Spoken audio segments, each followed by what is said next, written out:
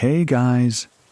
Tonight we step quietly into the misty edges of Moscow's twilight, where alleyways blur into memory and legends form in the hush between sirens. Picture a city that never truly sleeps, its snow-stained boulevards humming with secrets, neon blinking over rusting railways, and beneath it all, a silence so precise you could slice it with a sigh. Our guide tonight?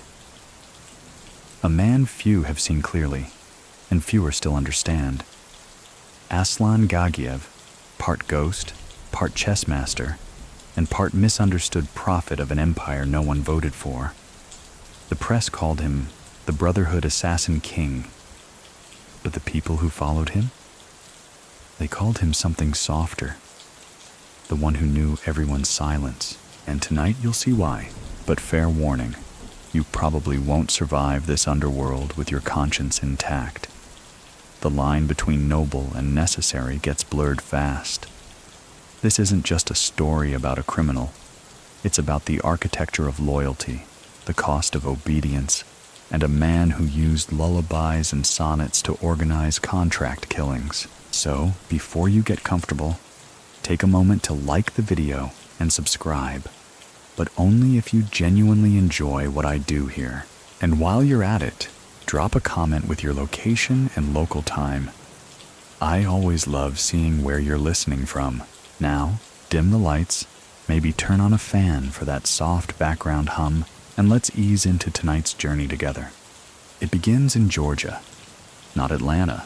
No, this is the rugged, wind-bitten Caucasus, the city of Tbilisi, where old Orthodox churches lean sideways with history, and children grow up speaking 3 languages by default. The air here is thick with wood smoke, pine, and a tension that's always been part of borderland life. Mountains rise like stone sentinels. Roads disappear into myth. Aslan Gagiev is born into this hush in 1970. His parents are educated, proper. His father, a civil engineer. His mother, a teacher with hands that smell like books and eucalyptus. Their apartment overlooks a marketplace where noise never stops. Arguments over eggplants. Men trading cigarettes like currency. Grandmothers bartering by sheer force of will. But little Aslan isn't noisy. He listens, all the time. While the other boys fight over soccer and Soviet cartoons, he sits near the staircase, eyes scanning the grown-ups like he's memorizing them for a test no one else knows is coming. By age 7, he's known as the quiet boy with a memory like the KGB. He wins chess tournaments, of course. But he doesn't gloat. He stares at the board after the match ends, as if he's seeing 30 moves into a life yet unlived. His uncle is the first one who whispers, he sees things before they happen.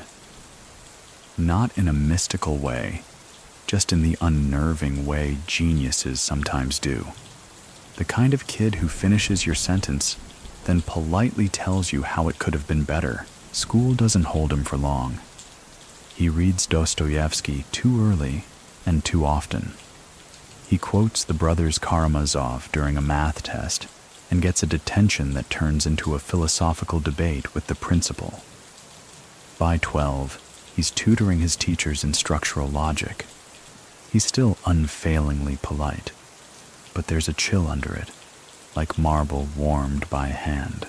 The turning point isn't dramatic. It's subtle, almost tender. A cousin is beaten by a local gang. Aslan doesn't cry. He listens to the cousin's story 4 times, notes every face, every location, every time of day. Then he disappears for 3 days. When he returns, 3 older boys have transferred schools. No bruises, no police reports, just silence and fear. It's the first time he orchestrates something. No blood, just whispered threats delivered with surgical empathy. He doesn't even speak directly to the boys. He uses others, older students who suddenly seem to obey his nods. And that's the beginning, not of violence, of control. Aslan becomes a magnet, not for the loud, but for the overlooked. The boy with the stutter, the girl who dreams in schematics, the janitor who knows every shortcut in the school's underground tunnels. He builds a map of loyalty from scraps, his first real family.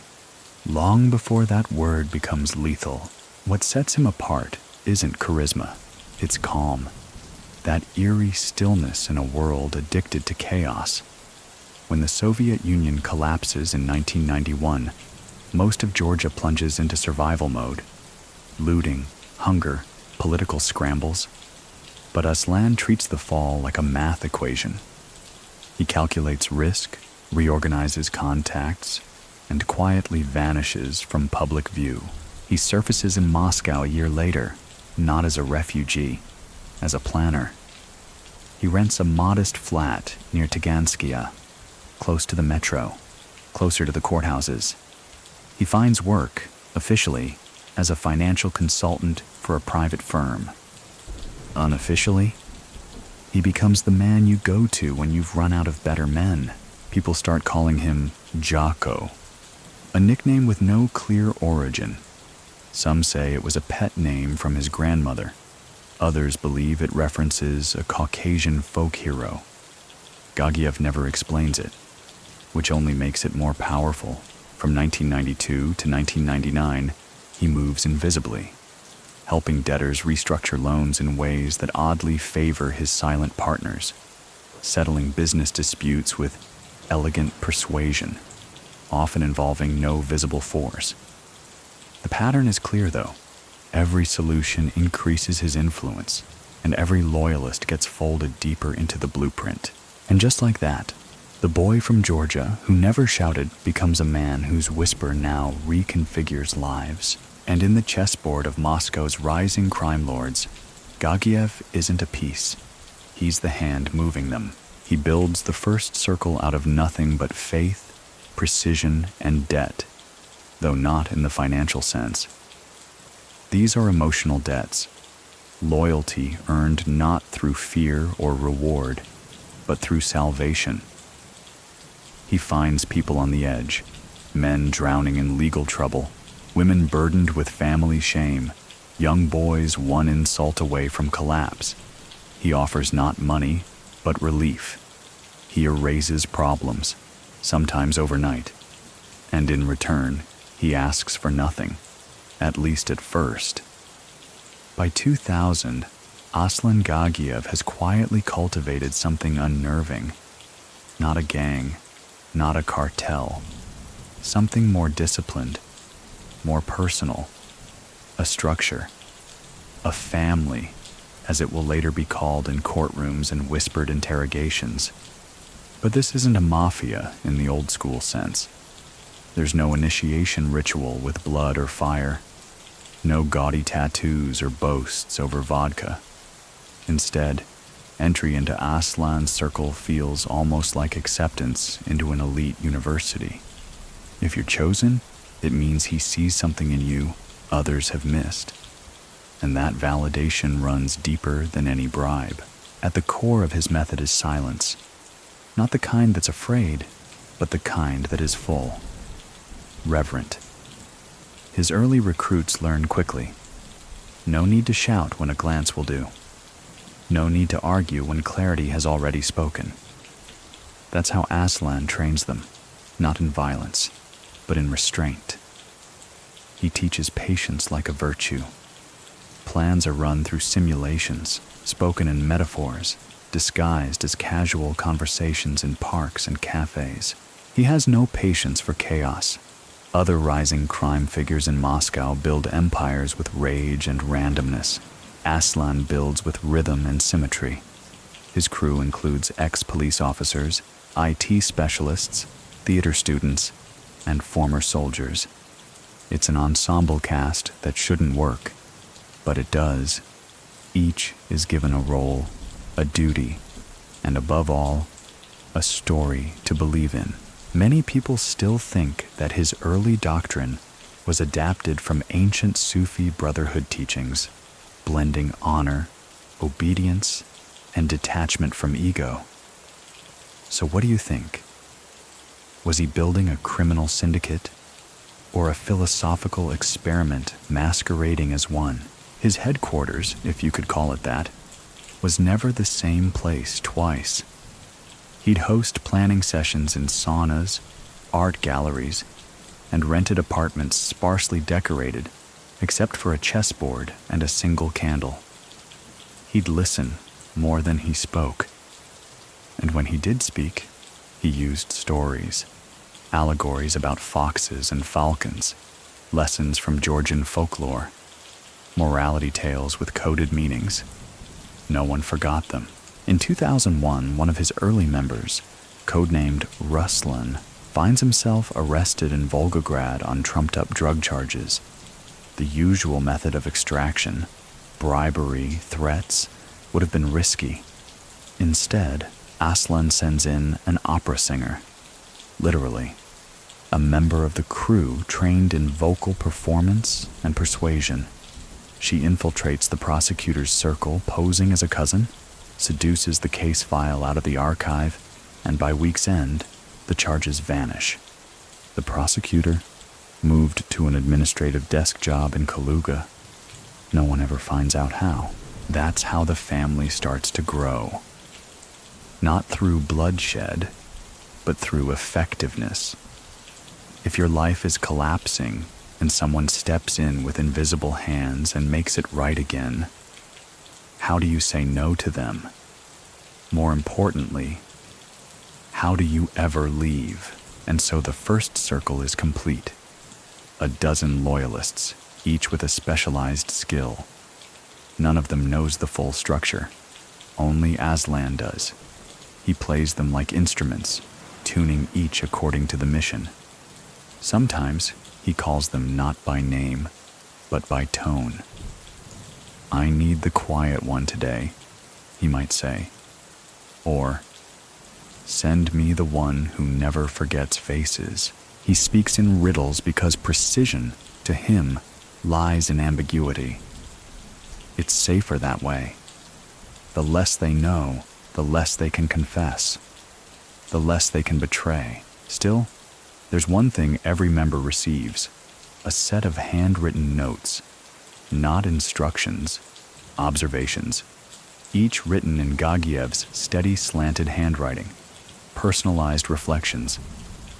You see faster than you trust, he writes to one. Your silence is strong, but too lonely to another. These notes become sacred objects.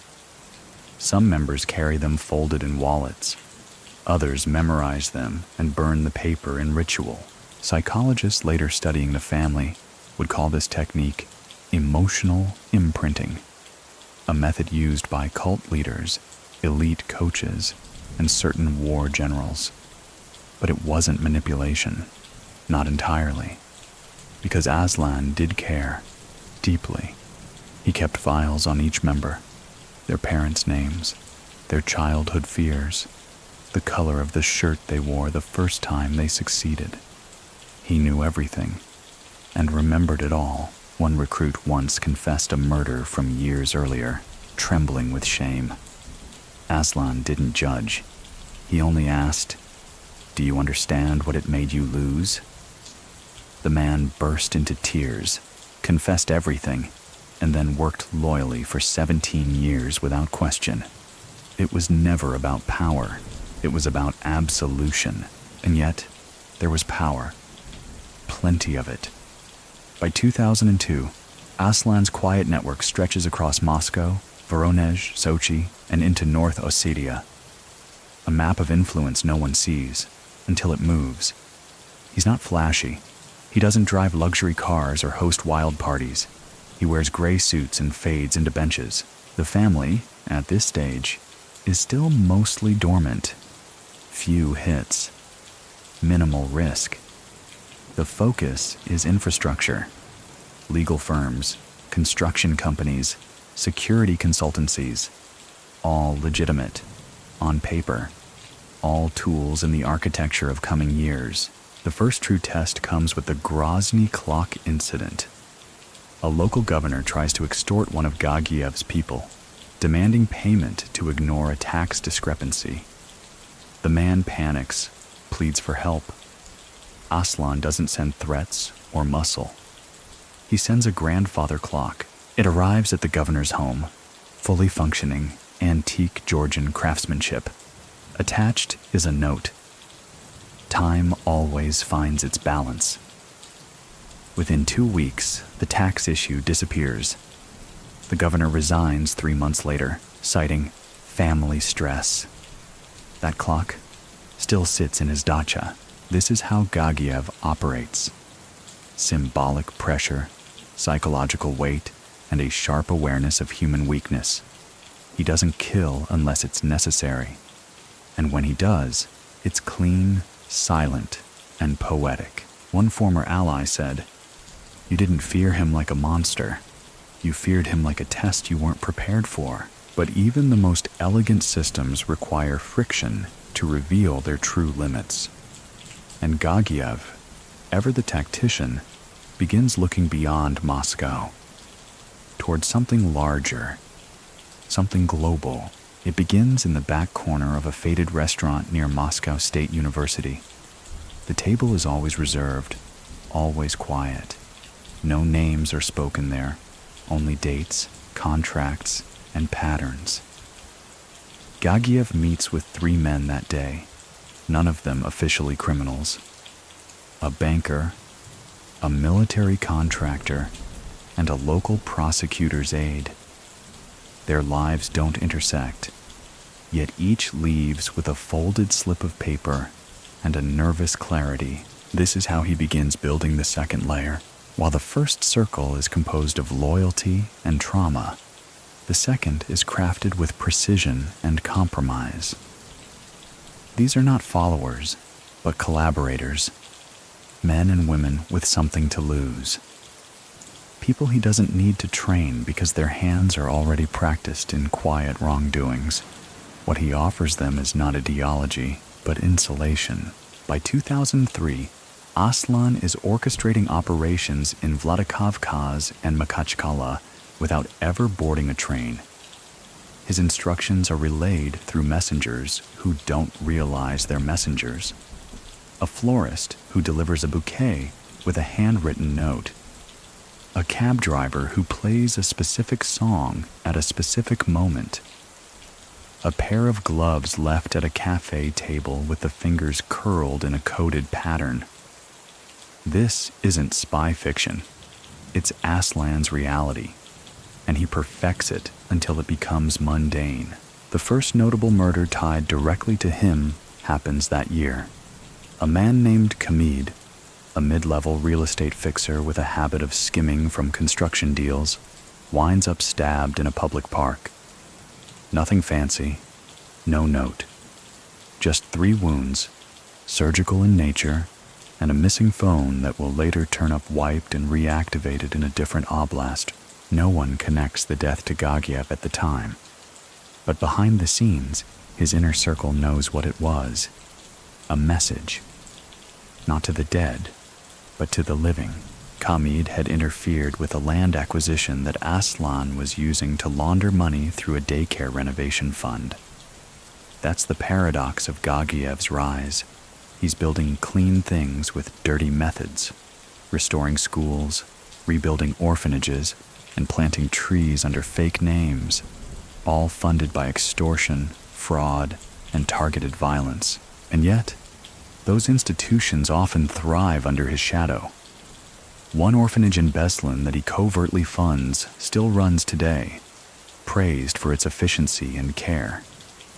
The director never met Gagiev, but received donations every Christmas. A single briefcase with a toy train set tucked inside the money. Somewhere along the way, he stops being a man and becomes a belief. There's an incident in a St. Petersburg bar. 2 men arguing over a failed arms deal. One mentions Jocko as if invoking a ghost. The other goes pale and stops mid-sentence.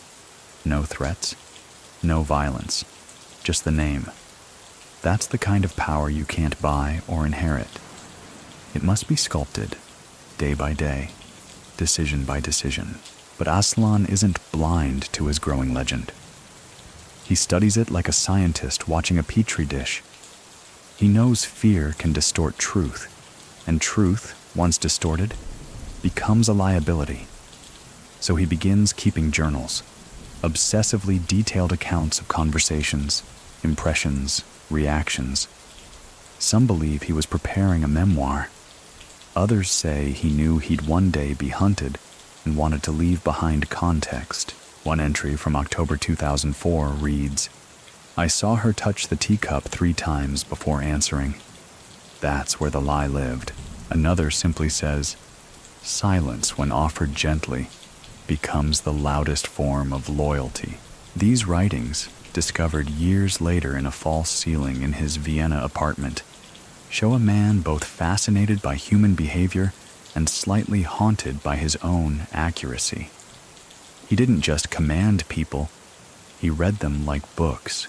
And yet, as his influence grows, so too does the scrutiny. The Russian security services, no strangers to covert networks, begin taking note. But Gagiev's structure doesn't follow familiar criminal patterns. There's no drug trafficking, no open racketeering. He doesn't run brothels or blackmail politicians. His operations are surgical, sometimes even philanthropic. He funds scholarships under false identities. He builds clinics in areas others avoid.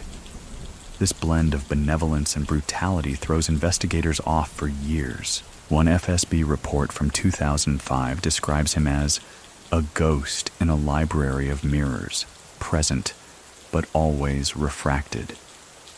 Internal debates erupt. Is he a nationalist? A rogue intelligence asset? A criminal saint? Nobody can agree, and that's exactly how he likes it.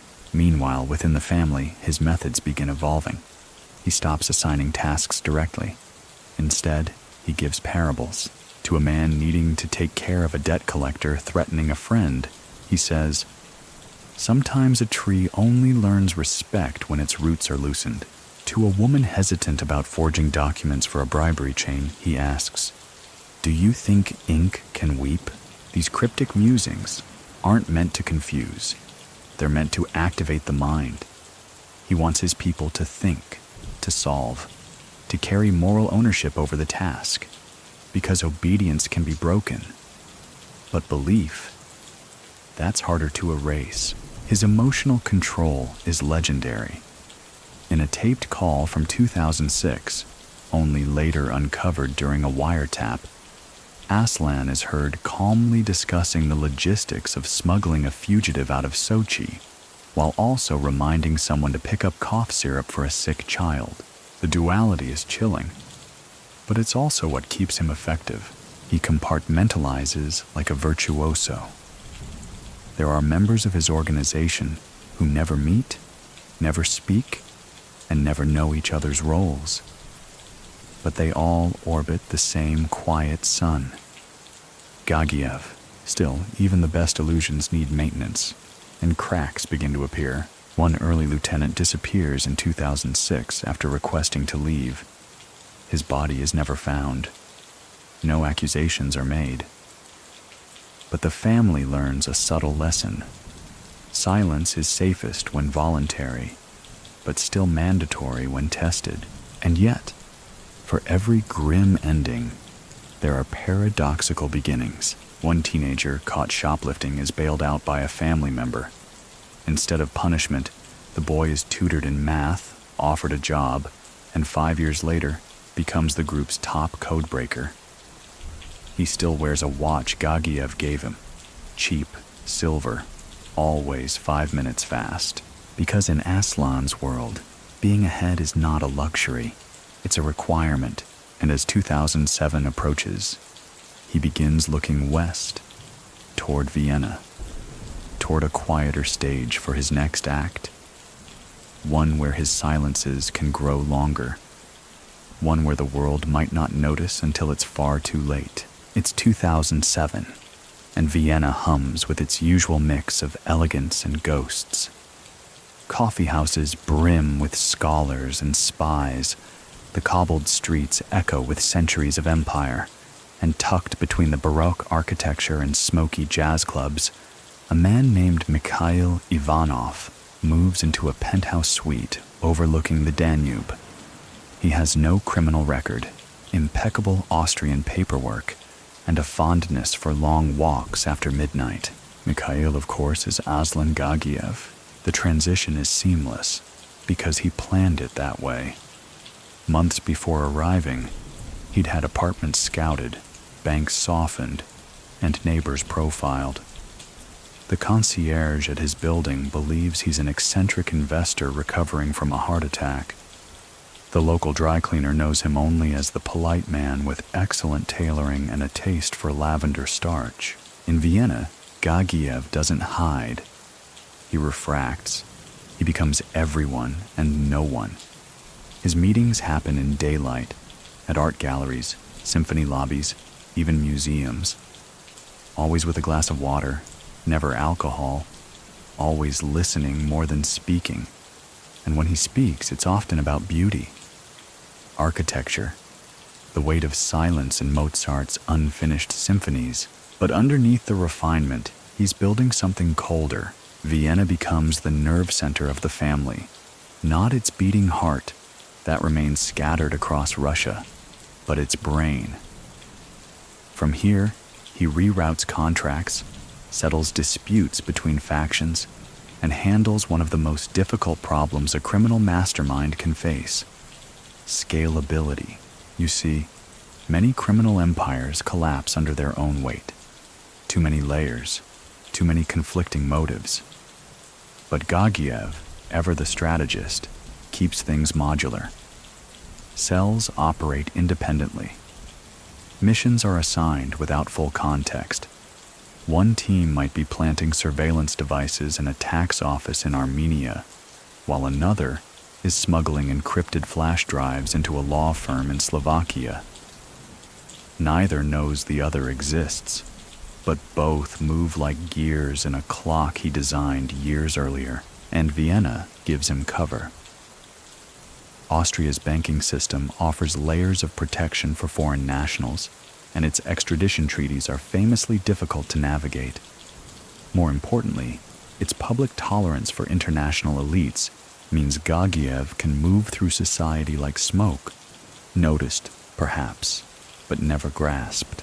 One of his favorite haunts is a bookstore near Naschmarkt, run by a woman named Elvira.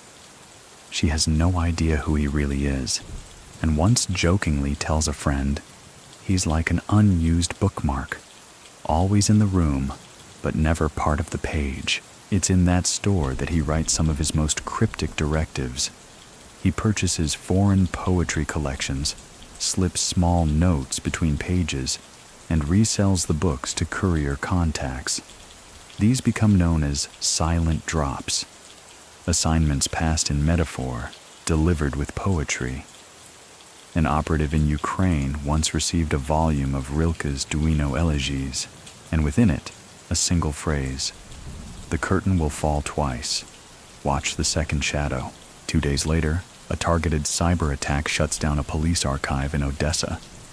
No one is ever charged. The family grows bolder under his Vienna reign, and bloodier. Between 2007 and 2010, a wave of contract killings sweeps through Russia's southern regions.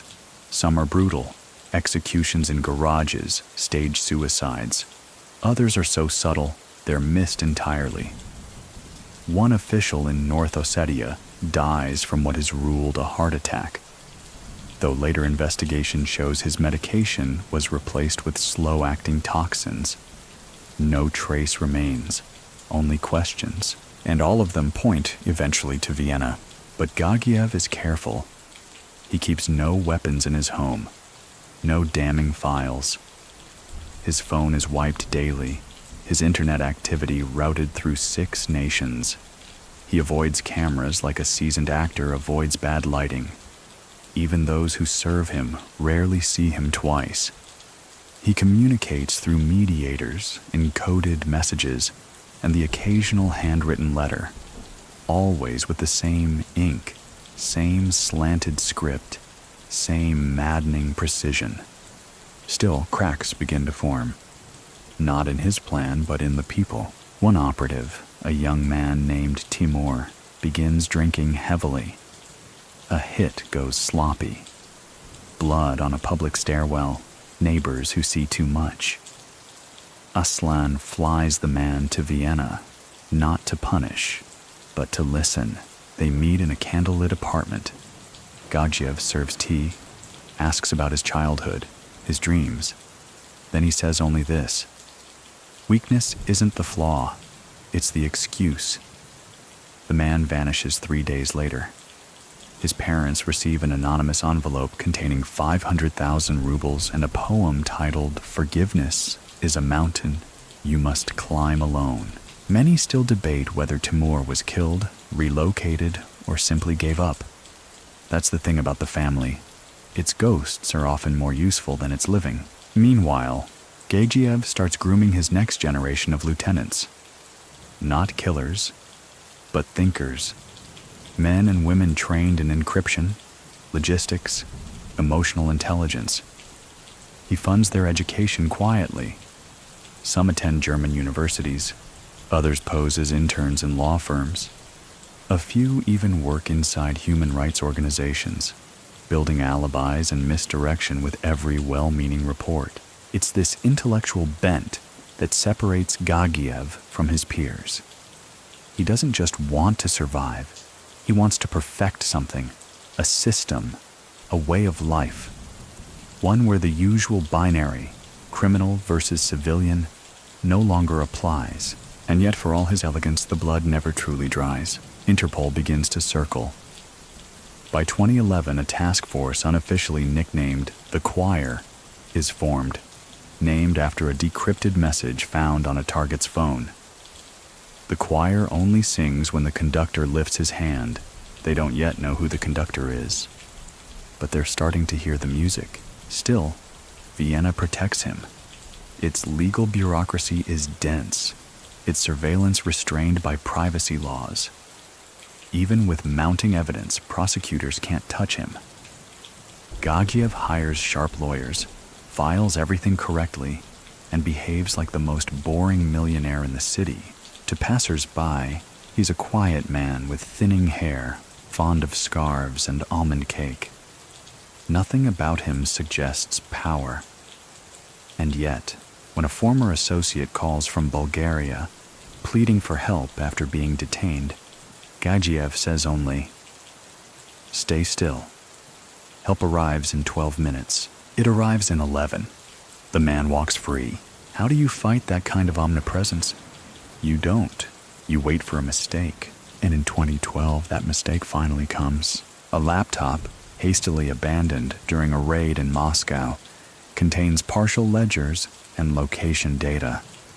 A code book. Fragments of the family's operating structure.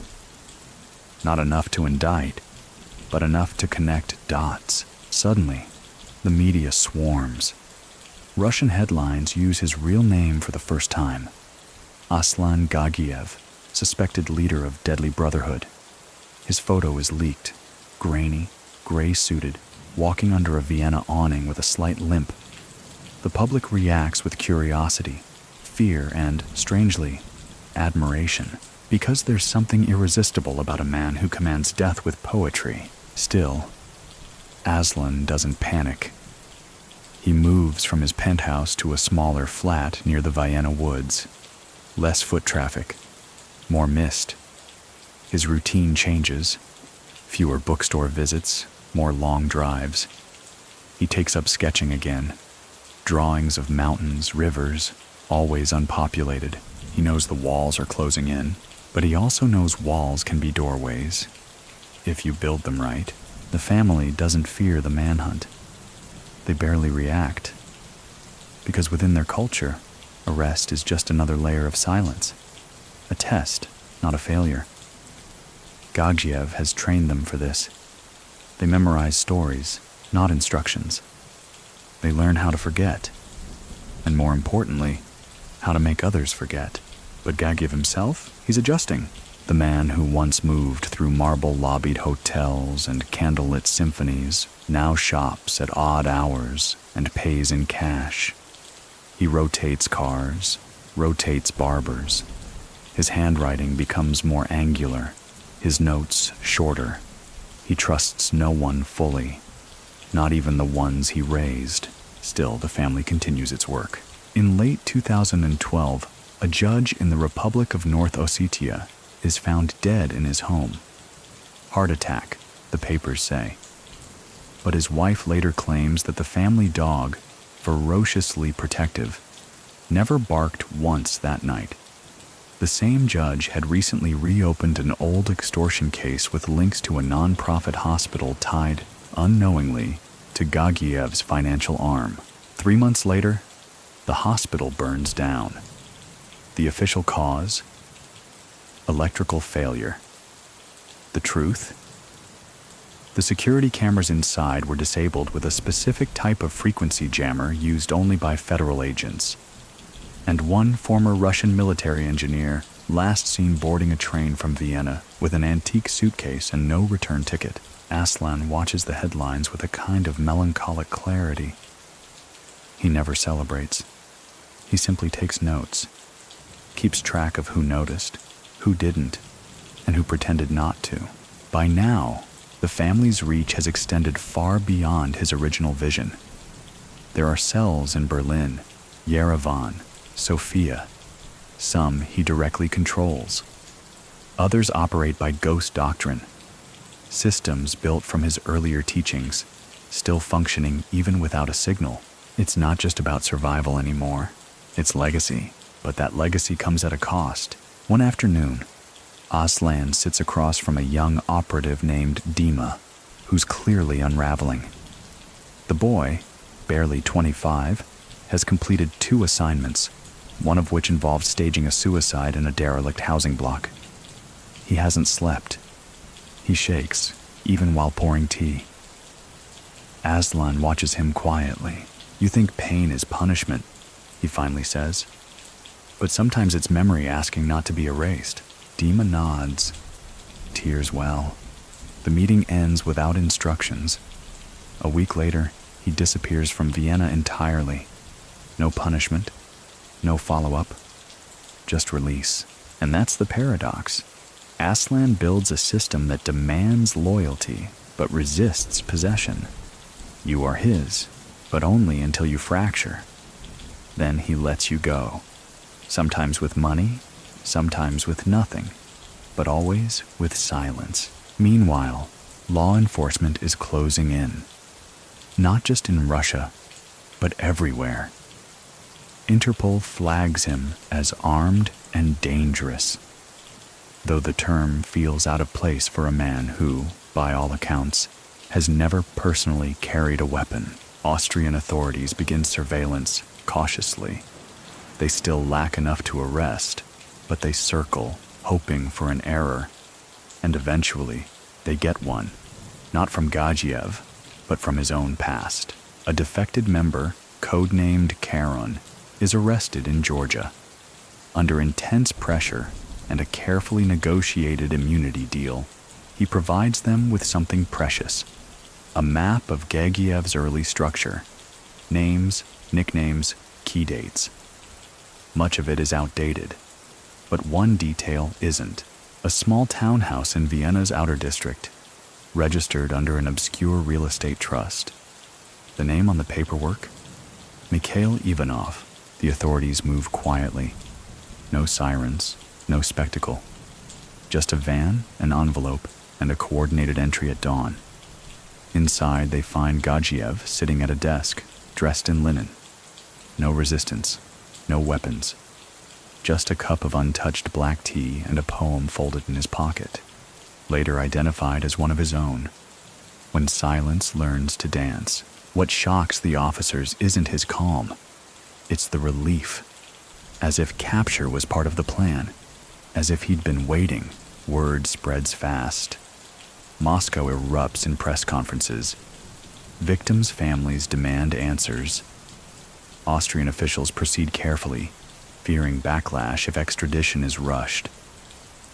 And Gagiev? He simply nods when asked if he understands the charges. No admission. No denial. Just a nod. The days that follow are filled with lawyers and interviews, psychological assessments and media hysteria. Yet Aslan remains a stone in the storm. He refuses most questions, eats sparingly, sleeps without complaint, writes daily, letters, poems, fragments. A guard reports that he speaks in his sleep, always in Georgian, always gently. One journal entry reads, "When you remove a man's weapons, ask what he used before them. If he answers his breath, release him." The legal proceedings become a spectacle. Austrian officials must decide whether to extradite him to Russia, where he faces charges tied to over 60 murders, or keep him in protective custody due to fear of political manipulation. Scholars weigh in. Amnesty International expresses concern. Human rights watchdogs raise alarms over possible torture if sent back. Others argue he's too dangerous to protect. And through it all, Gagiev watches, silent and alert, like a professor grading the world's worst group presentation. In his cell, he continues to write. One letter, sent anonymously to a former family member, reads only, "If you still hum the tune we built, play it softer now. Too many ears in the dark." Some believe he was still giving orders, even behind bars. Others insist the family began disbanding the moment he fell. But that's the mystery. With Gagiev, the signal was never the point. It was the echo. A week before the formal extradition hearing, an Austrian psychologist conducts an evaluation. The report is classified, but one line is leaked. Subject displays a complete lack of traditional fear, yet demonstrates profound empathy in abstract terms. He does not fear death. He fears irrelevance, and that fear keeps him going. One night, a guard finds Gagiev awake, sketching something on the wall with soap. A tree, roots wide, no branches, just names written in microscopic scrawl. When asked what it is, he says simply, "A promise, forgotten by many, but never by all." Whether it's madness, memory, or something between, no one knows, but everyone agrees on one thing. The Brotherhood didn't end with his arrest. It paused. The extradition hearings begin like a diplomatic chess match played in slow motion. Suits fill the courtroom. Lawyers, diplomats, security advisors. A translator sits at the ready, though Gagiev rarely speaks. When he does, his voice is soft, deliberate, and just loud enough to be heard by everyone and no one at once. Austria faces immense pressure. Russia demands extradition. The charges: leadership of a criminal syndicate, complicity in 60 murders, tax fraud, illegal weapons procurement, and conspiracy to obstruct justice. But the Austrian legal system is bound not just by law, but by precedent and public perception. One key concern: Gagiev's human rights. Many people still think that sending him back would result in a trial more theatrical than judicial, a spectacle engineered by Kremlin interests to serve political ends. So what do you think? Was Austria protecting a criminal or denying Russia a chance to stage a show? The hearing drags on for months. Journalists camp outside the courthouse. Every appearance Gagiev makes becomes a front-page photo. In one, he's seen holding a book of Rainer Maria Rilke's poetry. In another, sketching quietly on a yellow notepad as prosecutors read off names of his alleged victims. He never flinches. The courtroom itself becomes an eerie theater. Prosecutors list murder after murder with the coldness of accountants. Victims identified by initials, dates, and locations. The judge reads them like a phone directory, and Gagiev just listens. But occasionally, something breaks through. When the name Magomed is spoken, one of his earliest and most loyal operatives, His hand tightens around the pen. For a split second, the mask slips. Not grief, not fear, just memory. Sharp and sudden. Magomed had been with him since the early days in Vladikavkaz. One of the few who spoke with him in metaphors, understood the poetry as code, and once saved Gagiev's life by simply standing where he shouldn't have.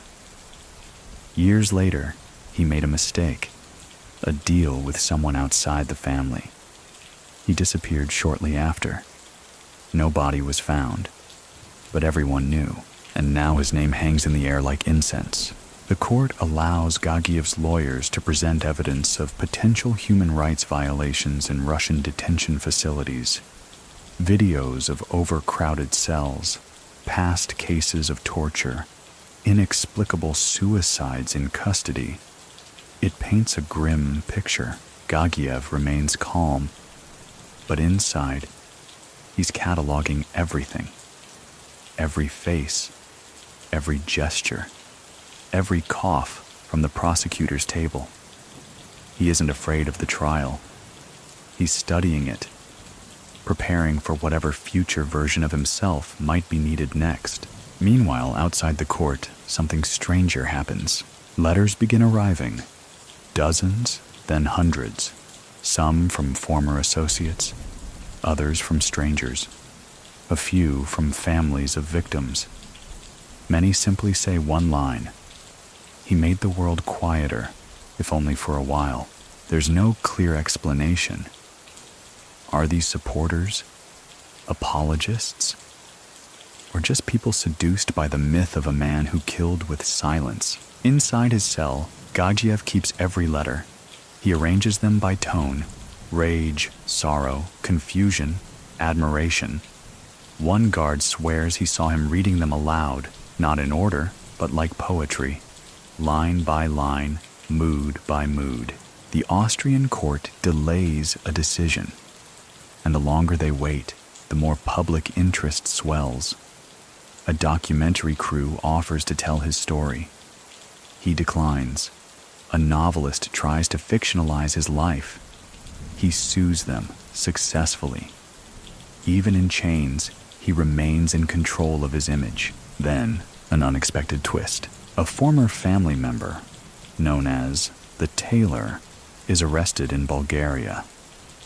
Authorities link him to a 2008 assassination in Belgrade. During interrogation, he claims Gagiev never ordered the hit. "He just showed me the design," he says. "The pattern was already there." It's not a defense, it's an ideology, and it ripples. More operatives come forward with cryptic denials. None say Gagiev is innocent, but none say he's guilty in the traditional sense. He didn't shout, he didn't write orders. He just inspired. And what do you do with a man who leads by implication? Back in Vienna, Gagiev waits. Each morning, he requests the same breakfast: black bread, cottage cheese, and strong tea. He never eats the bread. He crumbles it carefully, leaving patterns on the tray. Circles, arrows, sometimes tiny chessboards. His guards rotate frequently, not because of danger, but because most can't sleep after more than 3 shifts with him. Not fear, just unease. They say he dreams with his eyes half open, that he asks personal questions no inmate should know. One officer, after a particularly long night shift, requests reassignment. His report reads only, "He asked about my daughter's fever. No one knew she was sick." And then, in early 2015, the decision arrives. Austria declines extradition. For now. The court cites risk of inhumane treatment and a lack of assurance of a fair trial. Russia fumes. News outlets explode. Gagiev simply smiles once, just once, and returns to his cell. But this doesn't mean freedom. He remains detained in Austria, pending further review. A legal purgatory, not convicted, not released, just contained, which for Aslan is a familiar state. He uses the time, writes more, studies Austrian criminal code, memorizes guard rotations, not to escape, but because that's who he is. He teaches another inmate how to write Georgian script, composes short stories under the pseudonym A. Jaco. One story is published anonymously in a small Viennese literary magazine. It's titled The Man with the Missing Voice. The final line reads, "Some men speak only to make silence feel loved again." Critics call it haunting. They don't know who wrote it, but you do. And meanwhile, the family waits, scattered across Europe and Asia. Some retreat into quiet lives. Others continue the work, but none forget. Because even as the world debates Aslan Gagiev's guilt, one thing remains unchanged. His name is still spoken in whispers, not out of fear, out of memory. The quiet limbo of legal detention stretches on. Days blur into weeks, then into months. For most men, this would mean stagnation, loss of edge, the dull erosion of instinct. But for Aslan Gagiev, the stillness is fertile ground. Like a composer without an orchestra, he begins orchestrating silence itself. Inside his Austrian cell, the rhythms are precise. Wake at 5:17 a.m. Tea first. Always alone. He never speaks to guards unless spoken to. He spends the early hours reading, a rotating collection of poetry, criminal code, and obscure historical memoirs. Mid-morning, he writes. Sometimes letters, sometimes fragments of scripts. Once, an entire opera libretto based loosely on the siege of Vladikavkaz, written in 3 acts and never sent to anyone. But beneath this austere routine, there is movement, because while the world thinks Gagiev is contained, his doctrine, his way of structuring power, is still unfolding. The family may no longer be a single organism, but the cells still pulse, especially the quiet ones. One example. A former financial operative of Gagiev's, known only as the bookkeeper, takes a position in a logistics firm operating out of Munich. The firm specializes in cross-border asset transportation. Within months, they're handling diplomatic parcels for unnamed entities. One package is later intercepted by Italian customs. Inside, encrypted documents referencing real estate holdings, connected to accounts that once funneled funds for orphanages in Dagestan. No one is arrested. No one claims responsibility. But the signature? A familiar arrangement of initials, DZH. Is it coincidence? An echo? Or proof that Gagiev's structure was always designed to outlive him? Meanwhile, he watches. Through lawyers, he receives international news clippings, trial transcripts, and coded reports. He never asks for them. They just arrive. And though nothing illegal is said outright, there's no mistaking the language. A note tucked into a Russian newspaper simply reads, "The orchard was never planted, but it's bearing fruit." He folds it carefully, adds it to a small pile in his cell wall niche. In the spring of 2016, he's granted a supervised walk in the prison garden.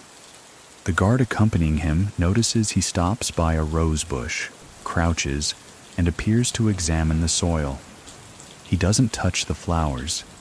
He just breathes them in. Later, the guard reports this as nothing notable. But the bush is found a week later to be dug through. Beneath it, a discarded chess piece, a black bishop. How it got there, no one knows. This is the kind of thing Gagiev does. He makes the mundane meaningful.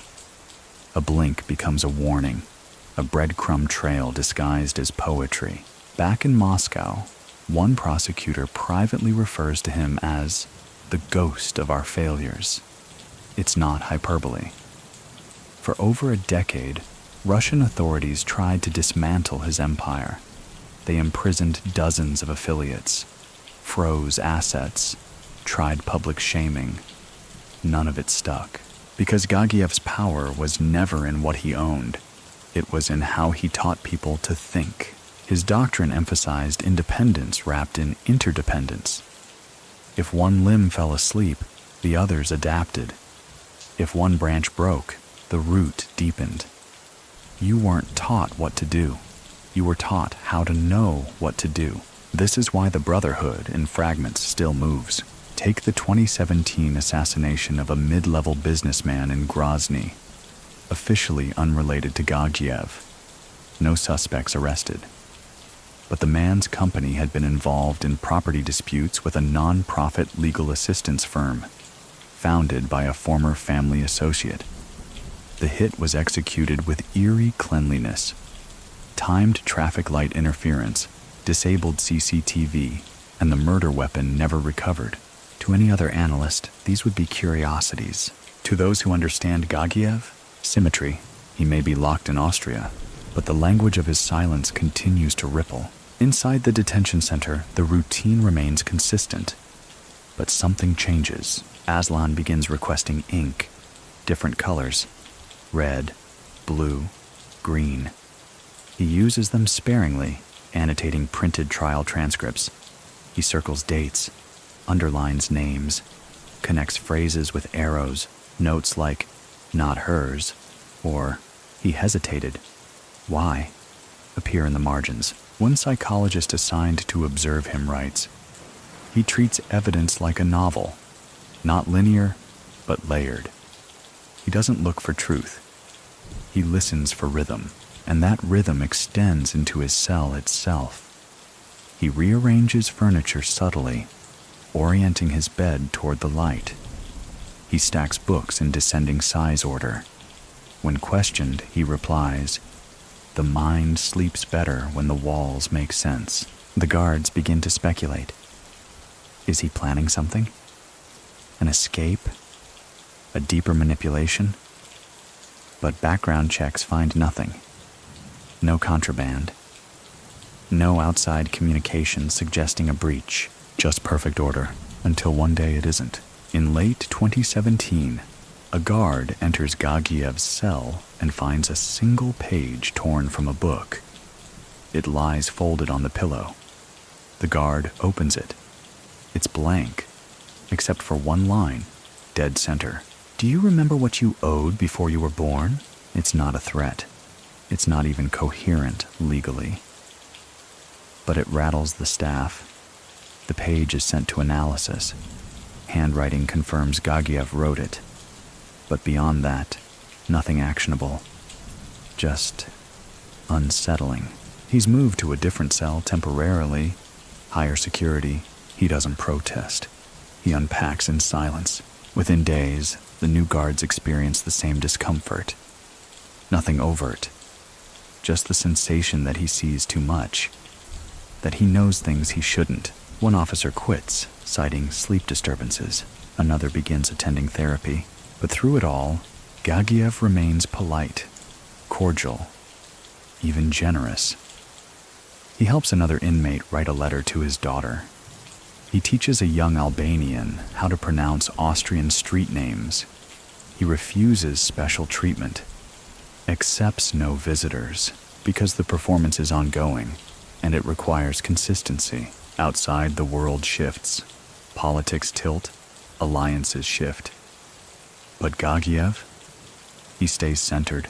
And then one unexpected development. A minor legal loophole opens. Under Austrian law, prolonged detention without a clear path to resolution may justify conditional release under house arrest, pending further appeals. It's obscure, rarely granted, but not impossible. His lawyers file, and while the courts debate the motion, Gagiev prepares, not to run, but to adapt, because whether within stone walls or Baroque apartments, he's never stopped being what he's always been, the man who listens before the silence begins. The court doesn't announce the decision immediately. In Austria, Such rulings arrive not with a gavel, but with a whisper. And when the approval comes through, a quiet stamp on paper, filed at 8:03 a.m., Gagiev is already awake, already dressed, already sitting on the edge of his cot with his hands folded like a man waiting for a taxi, not a verdict. Conditional release, house arrest, ankle monitor, limited visitors, surveillance, but still outside. The guards come to escort him, expecting confusion or resistance. He nods once, stands, and walks without prompting. As they move through the sterile hallways, one guard remarks later, "It didn't feel like we were releasing him. It felt like we were fulfilling a prophecy." He's relocated to a private flat on the edge of Vienna, near the hills where fog comes in low and the traffic forgets to exist. The apartment is modest, clean. Bookshelves, a piano, 3 chairs, no television. A kettle hums softly in the corner. Curtains remain half drawn. The first thing he does, he sits by the window and sketches a map, not of roads, but of names, people, places, voices, some alive, some long buried. His cartography of memory, the Austrian government station's discreet surveillance nearby. His ankle monitor is checked thrice daily. Every email, call, and visitor is screened. But what worries officials most isn't what he does, it's what doesn't happen. Because in the weeks after his release, there are no meetings, no coded messages, no suspicious activity. He simply exists, reads, walks, occasionally visits a small Orthodox chapel a few blocks away, where the priest knows him only as Mikhail. And yet, across Europe, strange coincidences begin to ripple. In Prague, a known money launderer linked to the 2010 Vladikavkaz case disappears. His flat is found untouched, passport on the table, security footage erased with surgical precision. In Warsaw, a former Russian prosecutor, long retired, long silent, is found dead in his study, ruled a heart attack. But investigators note that his medical cabinet had been rearranged alphabetically, and in Moscow, a low-level bureaucrat schedules an unscheduled press interview, then cancels minutes before airtime. He leaves behind a note. "The past doesn't forget us. It memorizes us." No one ties these events together. Not officially, but in Vienna, Gagiev continues to sip his tea. Is he orchestrating them? Whispering from behind curtain folds?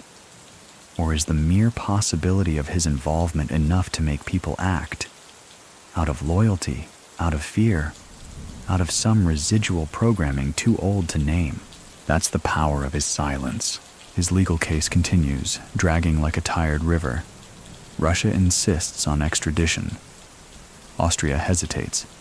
Public opinion is split. Human rights organizations argue for permanent asylum. A poll shows 42% of Viennese residents want him expelled. 35% believe he's innocent.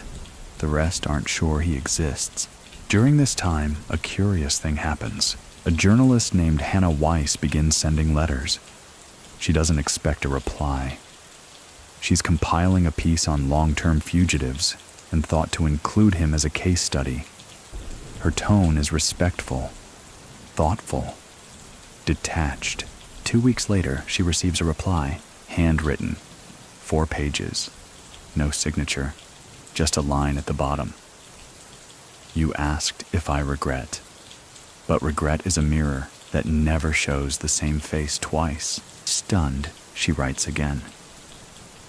And so begins a correspondence, never quite personal, never quite journalistic, more like shadowboxing in language.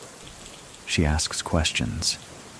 He answers with fragments, parables, and the occasional razor-sharp line that makes her reevaluate her own assumptions. In one letter, she presses him on the murders, how he justifies them if he denies them. His answer, You see them as numbers. I see them as echoes. Both are real. Neither are enough. The letters leak, not by her, but by someone inside her publication. A headline flashes across European media. The philosopher of blood writes from Vienna. The response is electric. Some call it a dangerous romanticization. Others call it proof of psychological depth. Gagiev, for his part, does not comment. But he writes one final letter to Weiss, postmarked 2 days after the leak. We are not what they read. We are what we choose not to write. After that, no more replies. Meanwhile, his case reaches a new impasse. The European Court of Human Rights weighs in. They criticize both Russia's prosecution methods and Austria's prolonged detention. But they don't offer a solution. Legally, Gagiev remains a guest Vienna cannot keep, and a prisoner they cannot send away. He becomes a quiet fixture in the city's rhythm. Locals report seeing him at the same cafe, always around 7 a.m., always ordering a small coffee and water, never with company. Sometimes he brings books. Other times, he simply watches. One morning, he leaves a €5 bill tucked under the saucer, written across its edge in pencil. The conductor doesn't need the baton, only the silence that follows. By late 2018, rumors swirl that the family, if it still exists, is fragmenting. Some say a power vacuum is forming. Others claim a second generation is rising, using newer tech, subtler strategies. And still others believe that Gagiev, in his silent apartment, is teaching again, to whom no one can say. There's a boy spotted regularly near his building. 17, maybe 18. Carries a small notebook. Walks him to chapel sometimes. Speaks little. Not a relative. Not a neighbor. Just a shadow. Authorities consider investigating. But legally, the boy has done nothing. And Gagiev? He merely nods when asked. One official puts it best. We built a cage for a man, but we caught an idea. Because whether you believe in his guilt or not, the truth is unavoidable. Aslan Gagiev didn't just build a criminal empire. He built a philosophy. And now, the question is whether that philosophy will die with him or outlive us all. By 2019, the streets of Vienna have absorbed him. Not as a criminal, not as a fugitive, but as a myth in plain sight. The city, with its opera houses and polished stone, knows how to host phantoms. And Gagiev, ever the quiet composer, moves among them with the precision of a man who never expected longevity, but always planned for legacy. He walks most mornings at dawn, before the trams stir. Through parks lined with tired statues and down alleys that smell of frost and baker's steam. He speaks to few, but those who do speak to him say the same thing. His eyes never blink too long. His pauses feel engineered. And when he smiles, it's like watching a mask carefully lower into place. It's during these walks that he begins his next act, not of violence, but of redefinition. Because while courts argue his fate and reporters dissect his past, Gagiev begins to reshape his future with a tool no one expects: forgiveness. It starts small. He sends a letter, unsigned, unclaimed, to the family of a man once thought to be one of his first hits. The envelope contains no apology, just a children's book, worn, annotated, with a single sentence highlighted in green. When you carry a ghost for too long, you forget your own reflection. A month later, the widow appears on a local radio program, reading that line aloud. She doesn't know who sent it, but her voice wavers when she says, "I think he was trying to be kind, or maybe just remembered." Another letter follows. This one to the mother of a former lieutenant who disappeared after a failed operation in Nalchik. The envelope contains a photograph, 2 boys on bicycles, smiling in summer light. One of them, unmistakably, is the missing son. The other? A blurred face, unidentified. But beside the photo is a hand-drawn compass pointing north and a note. He was brave. That's all that matters now. Gagiev never admits to sending them, never speaks of them, but more begin to surface. Each one is personal, specific, stripped of cruelty, yet sharpened by memory, like a man tracing the shape of his sins with a soft finger. Many people still think that these letters are attempts at manipulation, seeded to rewrite the narrative before his death. So what do you think? Are they atonement, or just another layer of strategy? Regardless, the effect is undeniable. Public opinion shifts again. He's no longer seen as just a ghost in Vienna's walls, but as a symbol of something deeper, something paradoxical, a man capable of ruthless orchestration and quiet redemption. A university in Graz hosts a debate. Is there moral philosophy in organized crime?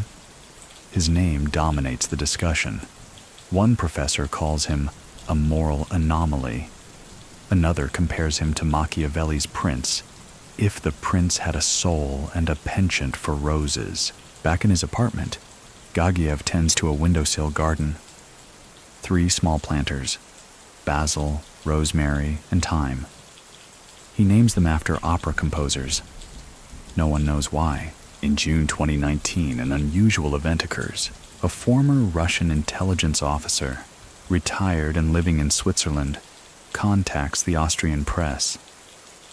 He claims to have once met Gagiev in the early 2000s at a diplomatic gathering disguised as a gala. The officer, now nearing 80, recalls the encounter vividly. He never introduced himself, but he asked me a question that I've never forgotten. The question? If you could remove one moment from your memory, but only one, what would you lose along with it? That quote goes viral. Teenagers post it in stylized fonts. Philosophy forums explode with interpretations. A poet in Belgrade titles a new collection after it. And still Gagiev says nothing, because silence for him is not retreat. It's architecture. But the world doesn't stay still forever. In the fall of 2019, Austrian officials announced that his conditional detention is to be reviewed. Again, a new prosecutor is appointed. Younger, ambitious. He wants movement, closure, headlines. Behind closed doors, pressure mounts. Russia renews its push for extradition. A new deal is proposed. Austria hesitates, and for the first time in months, Gagiev's name returns to political briefings. Surveillance around him intensifies. Visitors are cut, walks reduced. A guard hears him mutter, almost too softly. When the still pond ripples, the sky must have leaned in. He requests new books, Eastern philosophy this time. Lao Tzu, EQ, writings on impermanence. And then, something unexpected. A painting appears. No one knows how it surfaced, or who painted it. But it depicts a man, balding in a gray coat, standing at the edge of a misty river, surrounded by paper boats. Each boat has a name, some legible, some blurred. The title of the painting? The Man Who Taught Silence to Sing. It's displayed briefly in a gallery near Vienna's Museums Quartier. Removed after 2 days, sold anonymously. Gagiev never sees it, or if he does, never comments. But it marks a shift, because the myth of Aslan Gagiev begins to overtake the man himself. Documentary crews assemble. Dramatizations are pitched. True crime podcasts begin their inevitable descent. Yet none can grasp the full picture. The details don't align. The motives remain opaque.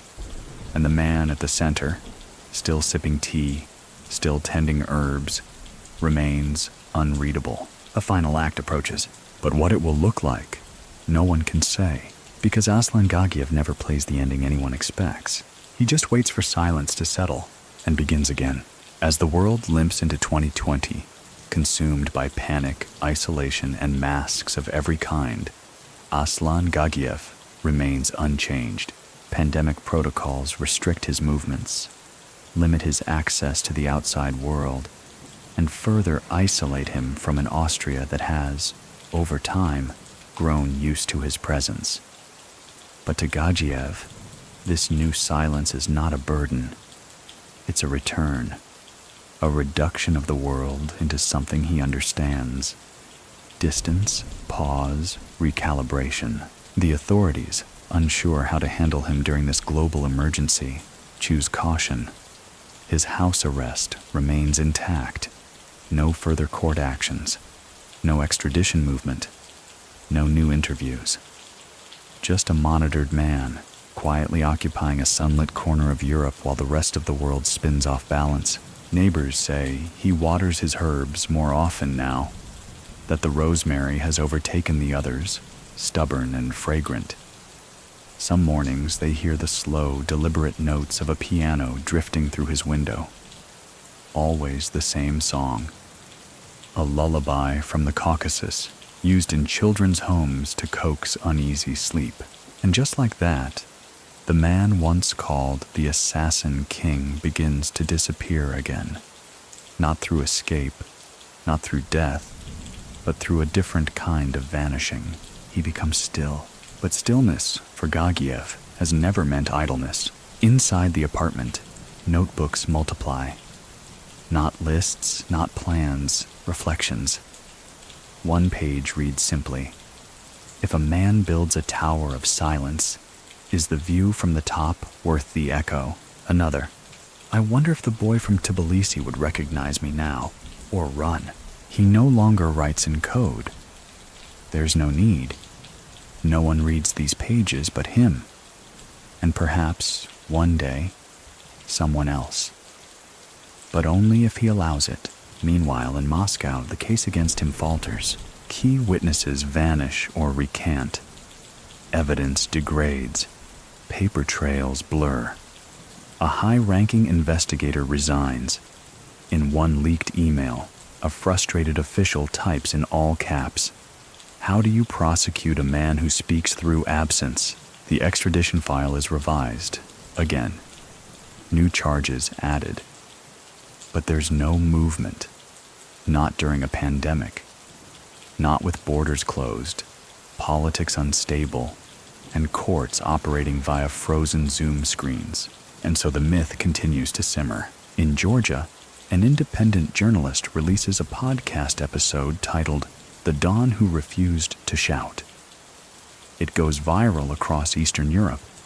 The host, skeptical yet fascinated, concludes with a haunting question.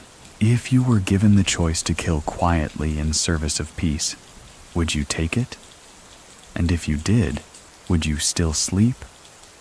Back in Vienna, Gagiev is awake most nights. He doesn't pace. He listens. One night, a guard hears him whispering. Not to someone else, but to the ceiling. Fragments. Phrases. "Not yet. She knew before I did. Magomed didn't deserve snow." The next morning he resumes as normal. A perfect cup of tea. A page of notes. A glance out the window at a world trying desperately to forget its ghosts. But ghosts don't vanish because they're ignored. In early 2021, a new Austrian judge is assigned to his case. Younger, ambitious, idealistic. She reopens a portion of the file, requests a psychological evaluation, interviews former guards, staff, translators. All say the same thing. He was never aggressive, never disobedient, just watching. The psychologist meets with him twice. Her final report contains a sentence that disturbs more than any blood-stained record. Subject displays no symptoms of psychopathy, no trace of narcissism, no detectable trauma response. And yet, he understands suffering with the clarity of someone who created it. That line makes its way into legal blogs. One writer calls him a living contradiction. Another, a philosopher trapped in the body of an architect of death. But the myth doesn't just thrive on contradictions. It requires them. And Gagiev? He lets it build.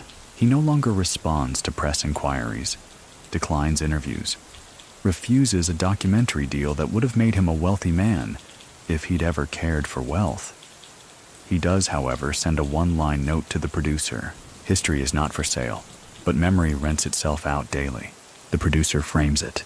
Outside his window, Vienna begins to return to life. Trams rattle. Cafes reopen. Students crowd into alleys with laughter and masks hanging from ears like half-forgotten prayers. But inside, the stillness continues. He rarely speaks now. One guard, a literature student, musters the courage to ask him about the Rilke quote he once referenced in a letter. Gagiev responds with a half-smile. Rilke wrote as if he feared his own beauty. That's the only honest kind of writing. Then nothing more. By the end of 2021, something subtle shifts. He begins packing. Not overtly, not with boxes, but with gestures. Books vanish from shelves. Letters are burned. Notes, pages upon pages, are torn, folded, flushed, or hidden. And then one day he stops drinking tea. It's the smallest sign, but the most telling, because tea, for Gagiev, was a ritual, a cornerstone of stillness, a communion with thought, and its absence says more than words ever could. When asked if he's preparing for something, he only shrugs. No, but the world is. Still, authorities grow uneasy. His compliance has always been unnerving, but now the anticipation sets in. Because men like him don't just vanish, they imprint, and in the hush that follows him, even the walls begin to listen. By the start of 2022, Vienna barely notices him anymore. He has become part of the background, like the dull sound of wheels on cobblestone or the creak of old church doors in winter. A man once feared, once hunted, once mythologized, now walks unnoticed along the Danube, gray coat trailing behind him like a fog no one dares name. But this is precisely the space Gagiev thrives in.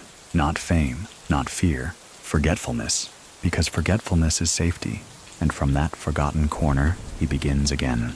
A lawyer on his team receives an unsigned letter. No stamp, just a wax seal, the same one used on internal family communiques during the early 2000s. A tree without branches.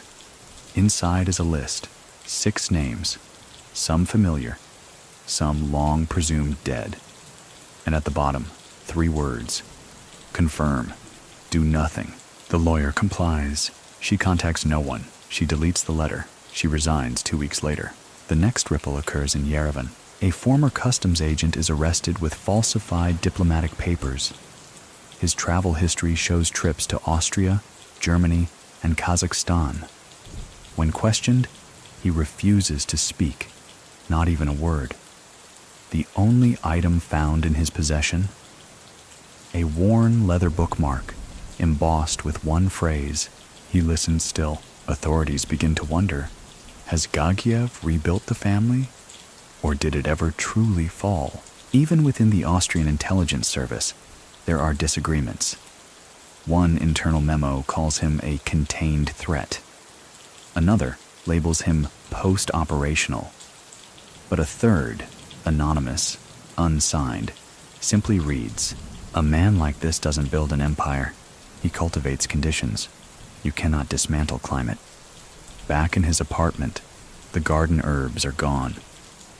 In their place, paper, tiny folded cranes, hundreds of them, balanced on shelves, windowsills, even inside his empty tea canisters. He folds them slowly, each with a different internal message, none ever shown. When a guard jokes about it, asks if he's turning origami into a new communication method, Gagiev smiles faintly. "No, I'm preparing for rain.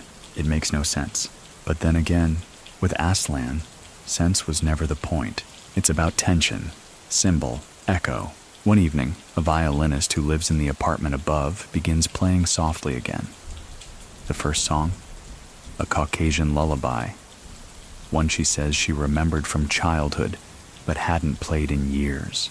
She swears she doesn't know who lives beneath her. but she says she dreamt of a man in a gray coat, sitting at a chessboard with no pieces, humming the tune. Coincidence, perhaps, but the tune echoes. In March, a quiet delegation from the European Council visits Vienna to review unusual extradition cases.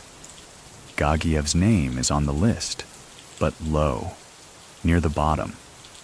A formality. He is not invited to speak. But the night after their meeting, a single envelope is delivered to their hotel. No return address. Inside, a copy of an 18th century Russian poem, underlined with surgical care. One line stands out. To know a man, ask what sound his silence makes. No one claims it. But the next morning, Gagiev receives a package, a fresh chess set, black and white marble, with the white king missing. He places it unopened on his windowsill. By the summer, whispers stir that he is preparing to leave Austria. Not flee, leave. The kind of leaving that doesn't involve escape or extradition, but transition. One theory, a legal deal is being arranged, quiet asylum in a neutral nation in exchange for intelligence cooperation. Another, he's terminally ill and wants to die in the Caucasus, in a monastery known for taking no questions. And a third, that he's orchestrated one final act so delicate, so diffused, that even his vanishing will serve a purpose greater than his life. Theories swirl, but Gagiev says nothing. Instead, he begins returning books, one by one, each borrowed from Vienna's public libraries under a pseudonym, each with a note tucked inside. Quotes, observations, occasionally poems. One librarian compiles them into a small collection. It's published anonymously as Margins of the Silent Man. It becomes a cult hit among university students and nighttime readers. The final quote, there is no last page, only the courage to stop reading. And still, no official action is taken. Because legally, Aslan Gagiev remains a man caught in judicial stasis, neither free nor imprisoned, neither acquitted nor convicted. A ghost in bureaucratic amber, but his movements become sharper. He begins to dress differently, more formal, more deliberate. He requests new suits from a quiet tailor near the Prater, all charcoal, all with interior pockets. Even in summer, his daily walks stretch longer, into graveyards, war memorials, and once to a children's puppet theater where he stands in the back and watches an entire performance without blinking. When asked by a passing mother what he thought of the show, he replies, "The strings are visible, but the story still matters." The child stares at him. Later that evening, he sketches the marionette's face in one of his notebooks. Not a puppet, but a man. The same face he's been drawing for years, his own. By autumn of 2022, Vienna exhales the chill of early rain. The leaves drop faster than the clocks adjust. And inside a modest apartment near the city's 6th district, Aslan Gagiev prepares for something no one can quite name. The curtains remain half drawn. The windowsill chessboard remains untouched, still missing the white king. But something in the air has shifted. Guards assigned to watch him report he's speaking more. Not often, but occasionally. Soft remarks, fragments of memory, rhetorical questions that end not with a demand, but with a pause. To one officer, while pouring tea, "Do you think loyalty begins before we're old enough to know our names?" To another, while folding a napkin, "Some men bury their past. I keep mine alphabetized." And to a stray cat that appears outside the building every day, "You're late again." He's no longer trying to be forgotten. He's preparing to be remembered. A former associate, long believed out of the game, shows up in Vienna posing as a retired antique dealer. His identity is confirmed, but no charges stick. Surveillance places him within 3 blocks of Gagiev's residence. They never meet in public. But 2 days later, Gagiev receives a package, a vinyl record of Georgian folk songs. Rare, scratchy, intimate. That night, the guards hear music from his apartment for the first time in years. No lyrics, just wind and strings, then silence. Later that week, a different kind of visitor arrives, not an associate, a priest. Young, clean-shaven, orthodox but modern. He meets with Gagiev for just under 20 minutes. They speak in Georgian. The priest leaves without expression. When asked later what they discussed, he says, "We talked about forgiveness, but not for him." Cryptic as always. Inside the apartment, Gagiev continues his rituals. He now writes in color again. Red for names, blue for events, green for questions, yellow for feelings. Pages of what seem like random words, but always arranged in patterns, rhythms. One guard, briefly a music student, recognizes it. They're not notes, but they're phrased like a fugue. Repetition, inversion, progression. No one knows what it means, but Gagiev smiles more, and he begins giving things away. A pen to a visiting lawyer, a chess piece to a translator, a book to a parole officer. Always with a line. You'll know when to return it. There's no legal development, no court update. But behind the scenes, Austrian officials are quietly preparing a final evaluation. The case has grown cold. Public interest has faded. And the cost, legal, political, emotional, of holding him in this in-between space weighs heavier than ever. Still, they proceed cautiously, because if there's one thing everyone agrees on, it's this. You never move on Gagiev quickly. You ease into him. In October, another curious event unfolds. A former Viennese journalist publishes a memoir. It contains a chapter titled "The Silence Upstairs." In it, she describes living above a polite Georgian man for 5 years. He never made noise, never hosted guests, once helped her carry groceries when she broke her wrist. She never knew who he was until a guard slipped during a hallway conversation. Her final sentence, "I've never felt safer living above a suspected killer." The book becomes a brief bestseller. Back inside his apartment, Gagiev now begins to read again. Not philosophy or legal briefs, but letters. Old ones kept for years, stored in folders marked only with seasons. Each evening he chooses one, reads it by lamplight, sometimes sighs, sometimes stares out the window after. One letter, dated 2010, is marked Magomed. The ink is faded, the fold is worn, but it remains intact. The next day, Gagiev does not speak, not a word, until the evening when a new guard, a replacement, young and too nervous, asks if he wants his tea hotter. Gagiev replies softly, "No, some things should cool before they're swallowed." He thanks the guard, offers him a book, doesn't say why, and the guard, stunned, takes it. Later, he finds underlined passages, phrases that loop back to family doctrine. But there are no instructions, just reflections. In one margin, leadership is the art of breathing through other people's lungs.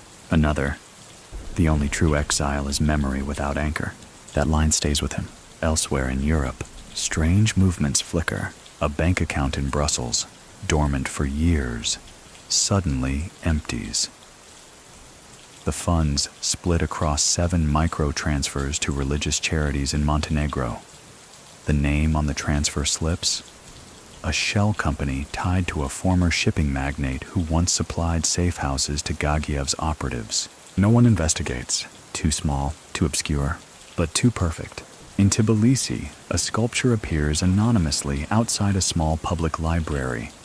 It's a marble bench carved with the words, "He who speaks last does not speak loudest, only longest."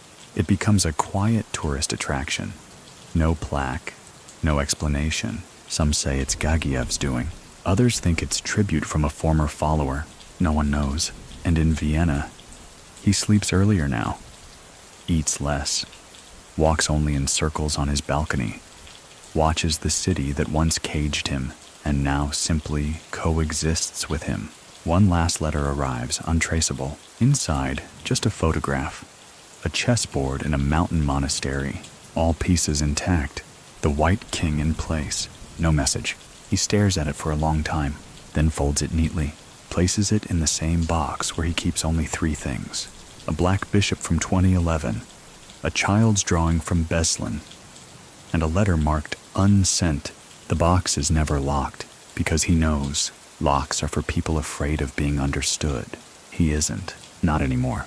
As winter descends again over Vienna, the rhythm of the city softens under frost and fog. Lights burn longer in the windows. Boots echo louder on stone. The city tucks itself inward, and so does Aslan Gagiev. He's thinner now, not sickly, just distilled. Like something has been gently carved away.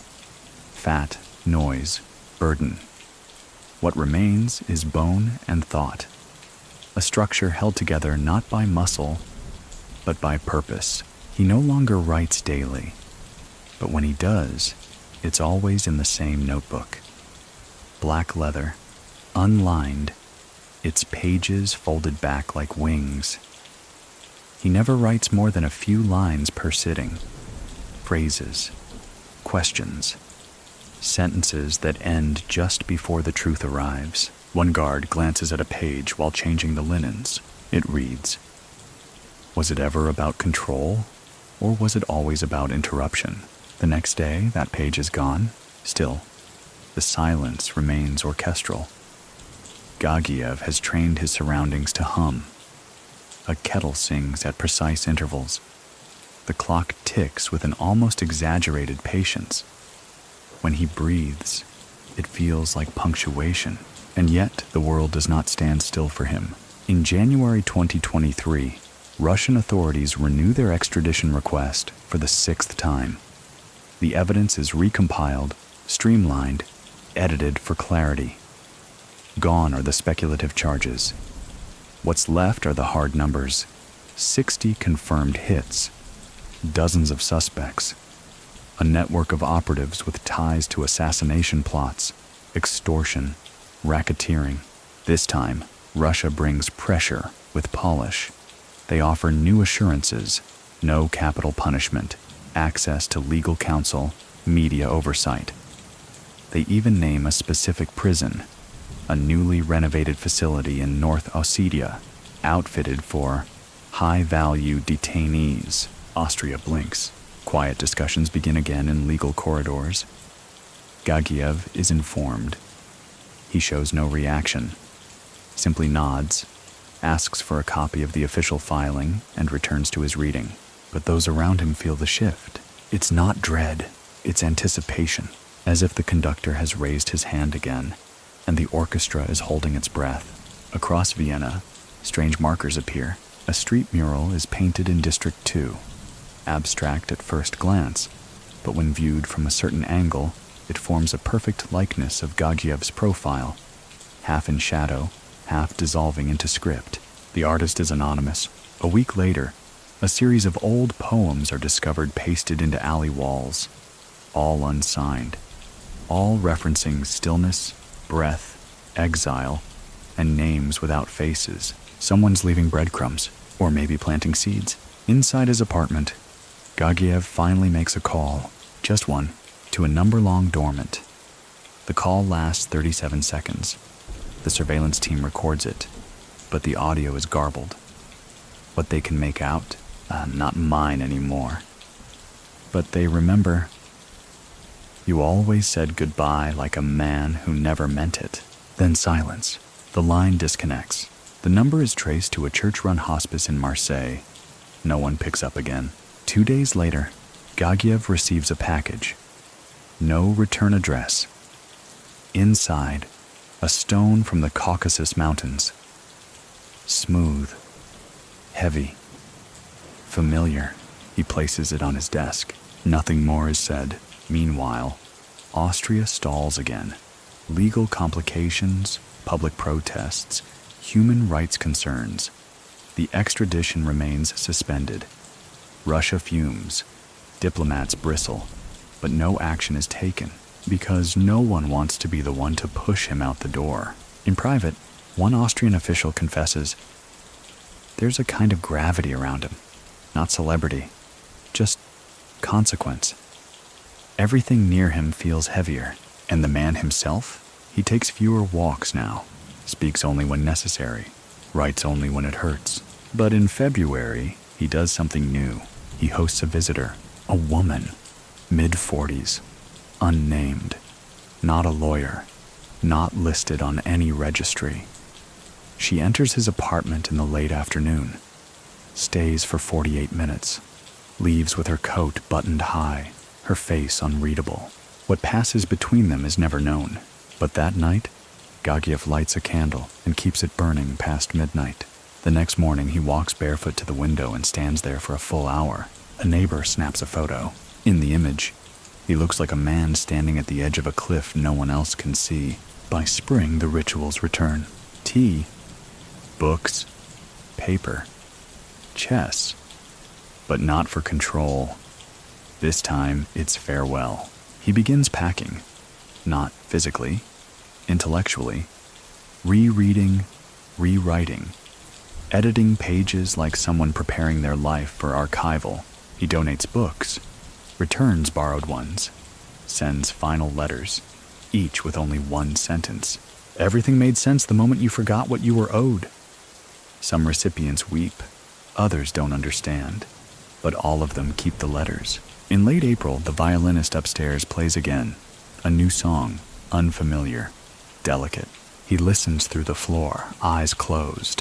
When it ends, he speaks out loud for the first time in weeks. That was hers. No one asks who. In May, Austrian officials schedule another review. The decision looms again. Extradite, acquit, or continue the freeze. He is told. He nods.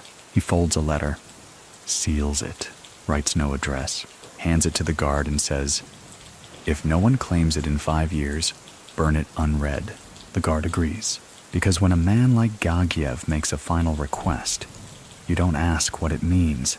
You simply wait for the silence to begin again. Summer returns to Vienna like a hesitant memory, warm but unsure. The city blooms slowly, and so does the tension. In back rooms and embassies, conversations resume, quiet, sharp, focused on one question.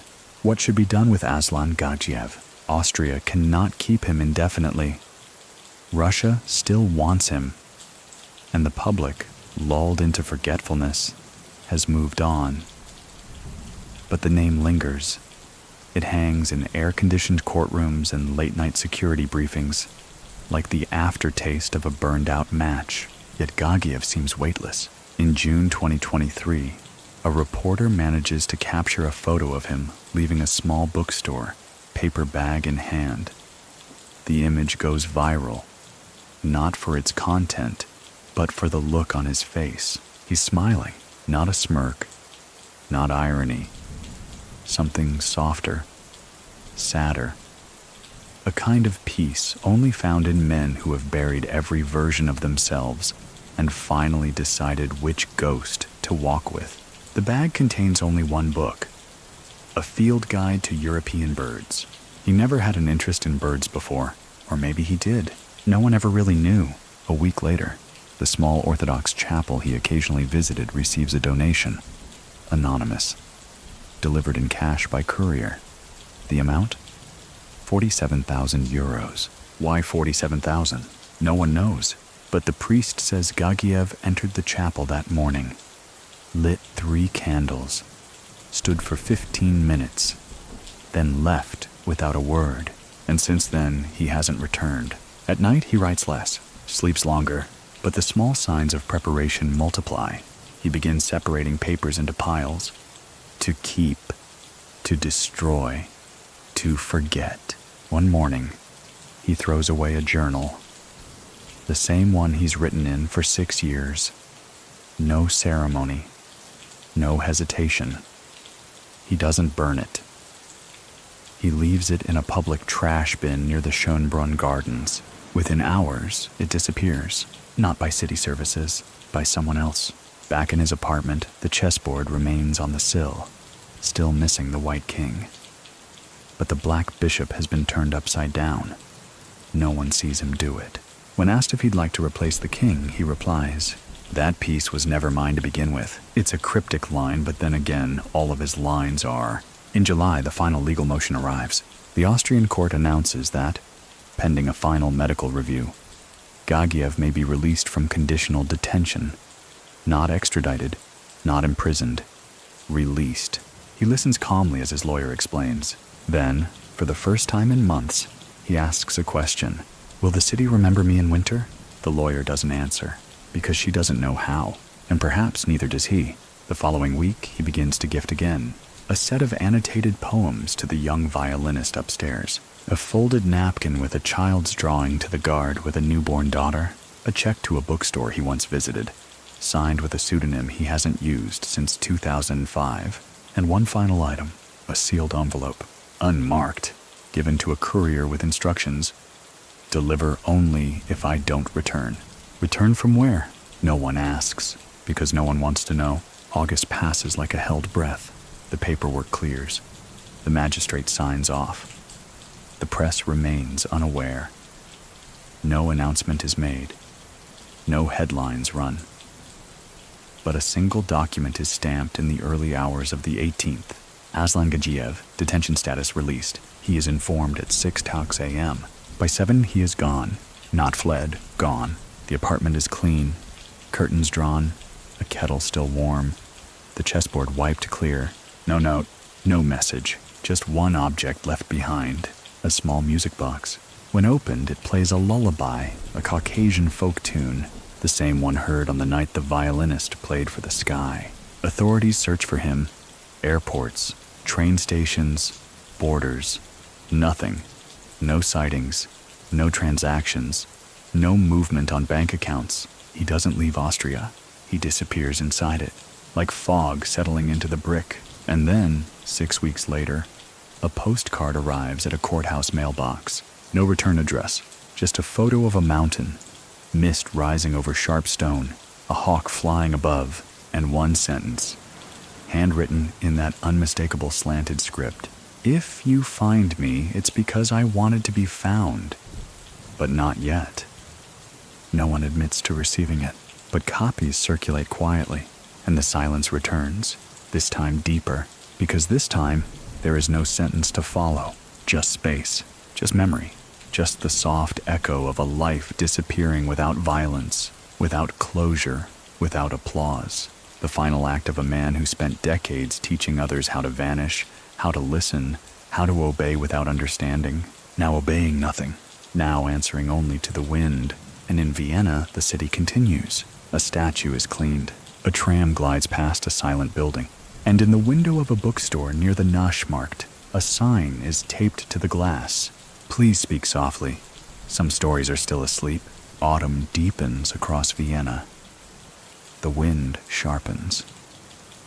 The shadows stretch farther by late afternoon, and the rain lingers just long enough to leave Old Stone wet and thoughtful.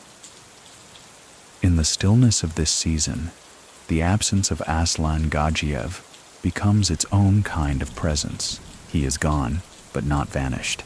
The city behaves as if it's waiting for something, a shape to reappear in a doorway, a phrase to return in a headline, a familiar silence to resume humming beneath the surface. But no word comes, not from Russia, not from Austria, not from anywhere that can be verified. Unofficially, the case is closed. The extradition request expires. The file is marked inactive, shelved, not erased, but allowed to dust. And yet, those who knew how to listen begin to notice. A former family associate, now living under a new name in Thessaloniki, receives a letter. No signature, just a photograph, a snow-covered bench, an empty teacup, and one sentence typed in old Cyrillic. "You owed me nothing. You gave me loyalty." He cries for hours, burns the letter, leaves the city that night. Elsewhere, In an underground bar in Krakow, a man with a burned hand tells a story about Vienna. He says he once drove a car for a man who never gave directions, only metaphors. The man paid in stories, not cash. The last one? Don't forget to leave space for the thing you never knew you'd need. No one believes him until he shows them the ring, a silver band with a carved tree, no branches. In Moscow, a journalist publishes a retrospective piece. The Empire That Vanished. It's long, winding, poetic, half fact, half prayer. In it, she describes Gagiev not as a criminal, but as a kind of emotional architect, a man who could draw blueprints from pain and build cathedrals out of memory. She ends the article with a question. Can a man disappear so completely that he survives only as a way of thinking? The story trends for 3 days, then fades, because the world forgets what it cannot pin down. But not everyone forgets. In a quiet alpine town near the Austrian border, a guest house owner finds a book left behind in room 7. A book on endangered birds. Inside it, pressed between pages, a handwritten index card. To disappear is not to vanish. It is to bloom where attention cannot grow. The guest's name? Registered as M. Ivanov. Payment in full. No forwarding address. And so the myth grows again. Not loud, not cinematic. Just steady, measured, the way Gagiev would have wanted it. Meanwhile, across the city he once walked daily, small signs remain. A bench in the Prater, with initials scratched beneath the armrest, DZH. A donation made anonymously to a trauma clinic in Vladikavkaz. A flower left every Sunday at the doorstep of a former violinist's building. She never sees who leaves them. She stops asking, because some stories only make sense when you let them end mid-sentence. But not everyone agrees.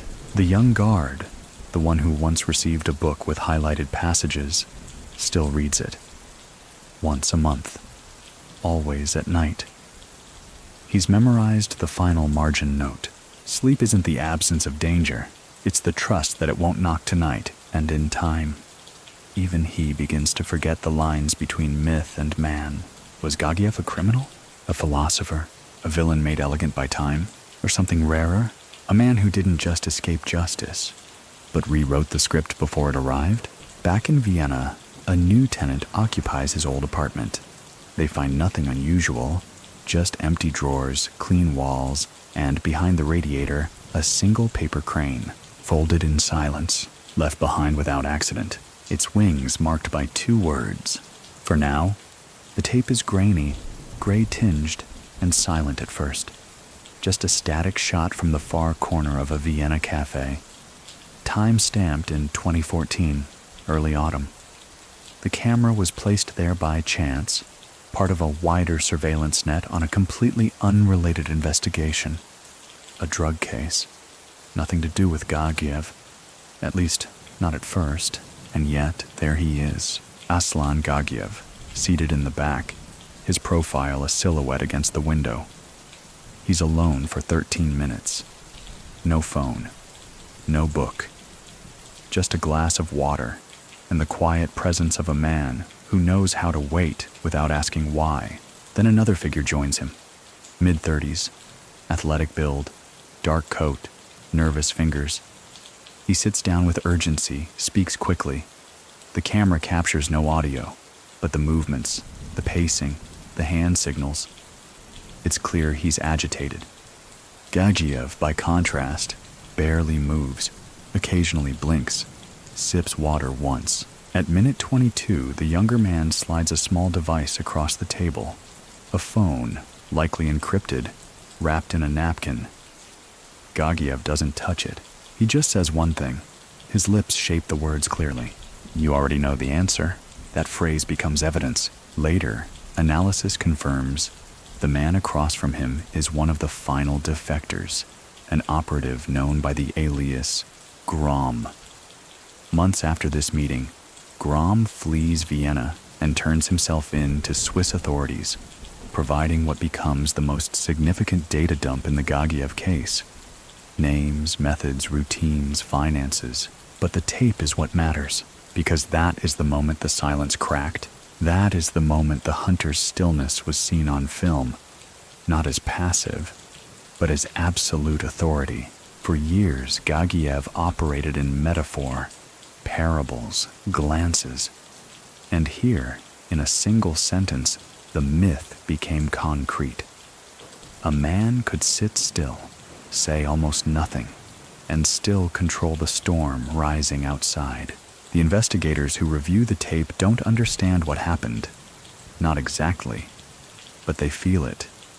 One calls it the quietest act of dominance I've ever seen caught on film. Another suggests they crop the footage and release it to the media as propaganda, but they don't, because even they aren't sure if showing that level of control is a win or a warning. Back in his apartment, Gagiev goes about his days as always. The books rotate, the kettle sings, the paper cranes multiply.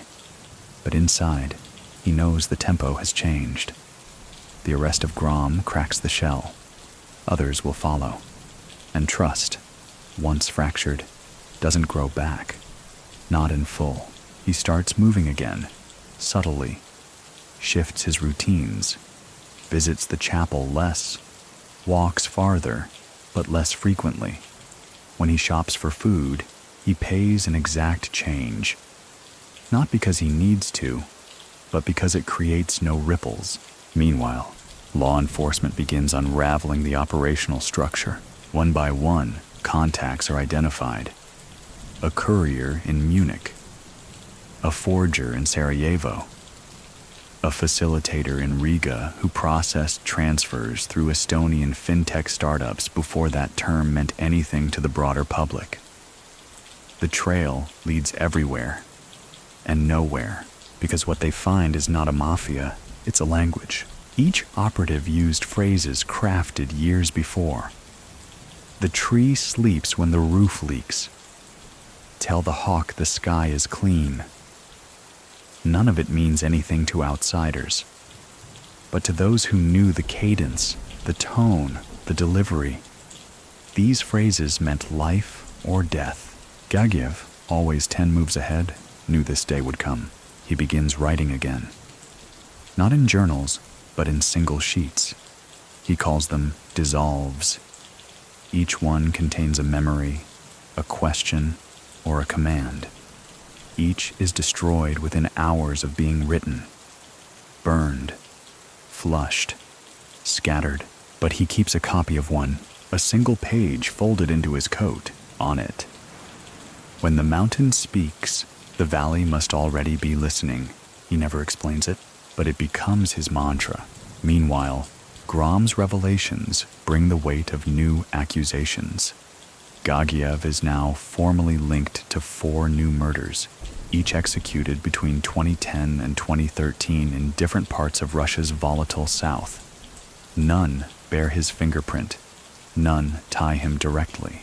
But the methodology, clean, calculated, poetic, matches his doctrine. Interpol tightens its net. Austria comes under renewed pressure. The press circles. A few brave reporters begin connecting dots. One, a young freelancer from Berlin, publishes an exposé. The Man Who Killed with Echoes. In it, she suggests that Gagiev may not have ordered any hits directly, that perhaps his genius was not in orchestration, but in programming, setting ideas in motion that others carried to bloody conclusions without ever being told to. One line from her article, "What if the conductor never lifts his hand again and the music still plays?" That line explodes across forums. Reddit, Telegram, even academic circles. Philosophy students debate it. Criminologists dissect it. And Gagiev, he cuts it out of the newspaper and tapes it inside a drawer, then never opens the drawer again, because he knows that once your mythology escapes you, you can't pull it back. And that's the danger now. The family isn't collapsing. It's mutating. Some cells act on memory, others on fear. A few begin using his name without permission. Gagiev never tolerates false prophets. But now, confined to his apartment, he has no reach. A murder occurs in Sofia, brutal, loud, amateur. The killers claim allegiance to Gagiev. When the news reaches him, he whispers only one sentence. They've confused ritual with truth. The next day he stops writing for a week, because mourning doesn't always look like tears. Sometimes it looks like restraint. But he also knows something else. That power, once untethered, either dies or takes root somewhere new. And that is where Section 16 must end, on the edge of a silence that no longer belongs to one man, but to a whole generation trying to decide what to do with the ghosts he left behind. When the Vienna authorities review their surveillance from late 2014 into early 2015, they begin to notice patterns in absence, not just in what Gagiev did, but in what he deliberately didn't do. Certain cafes he used to frequent, he stopped going. Specific tram lines, avoided. Regular faces in his building, he ceased speaking to them, even with a nod. It was as if he knew the camera angles before they were even positioned. The word used internally is withdrawing, but to those who've studied him, it's something far more precise. He was retracting, not because of guilt or defeat, but because the symphony he'd composed had begun to crescendo without his baton. The silence he once weaponized had been adopted by others. But unlike him, they lacked the discipline to control its consequences. The Sofia murder haunts him, not for its blood, but for its sloppiness. The wrong man killed. A message scrawled too bluntly, in Russian slang rather than the elegant metaphor he always insisted upon. It was like hearing someone hum a sacred hymn off-key in a crowded bar. From his apartment, Gagiev begins a new project, a kind of ledger, not of names, but of damage. Each entry is a scenario, a consequence. If this one lives, that system endures. If this one dies, that system splinters. Let this fracture rot in silence. He doesn't share it, doesn't discuss it. But in these quiet evenings, lit only by lamp and reflection, he begins deciding what must be erased, not for vengeance, but for balance, because balance was always the true doctrine. Even in death, his acts were never about domination. They were about weight. What had become too heavy, too lopsided, too loud. Some followers understood, others just pulled triggers. But for Gagiev, the distinction was everything. One night, he opens a letter that's been sitting in a locked drawer for 4 years. It's from Magomed's sister. She'd written it before defecting, before vanishing into a quiet life under a government alias in Kazakhstan. Inside are only 2 sentences. You taught him to read silence, but no one taught him when to stop listening. He holds the letter for an hour, then gently places it in a kettle on the balcony, lets the wind carry the ashes. Meanwhile, far away, in a city Gagiev once visited under a different name, a child is born to a former operative. The mother gives him a first name that has no apparent meaning, but a middle name that echoes quietly in certain circles. Dzako, the child's godfather, never appears in photos, never visits openly.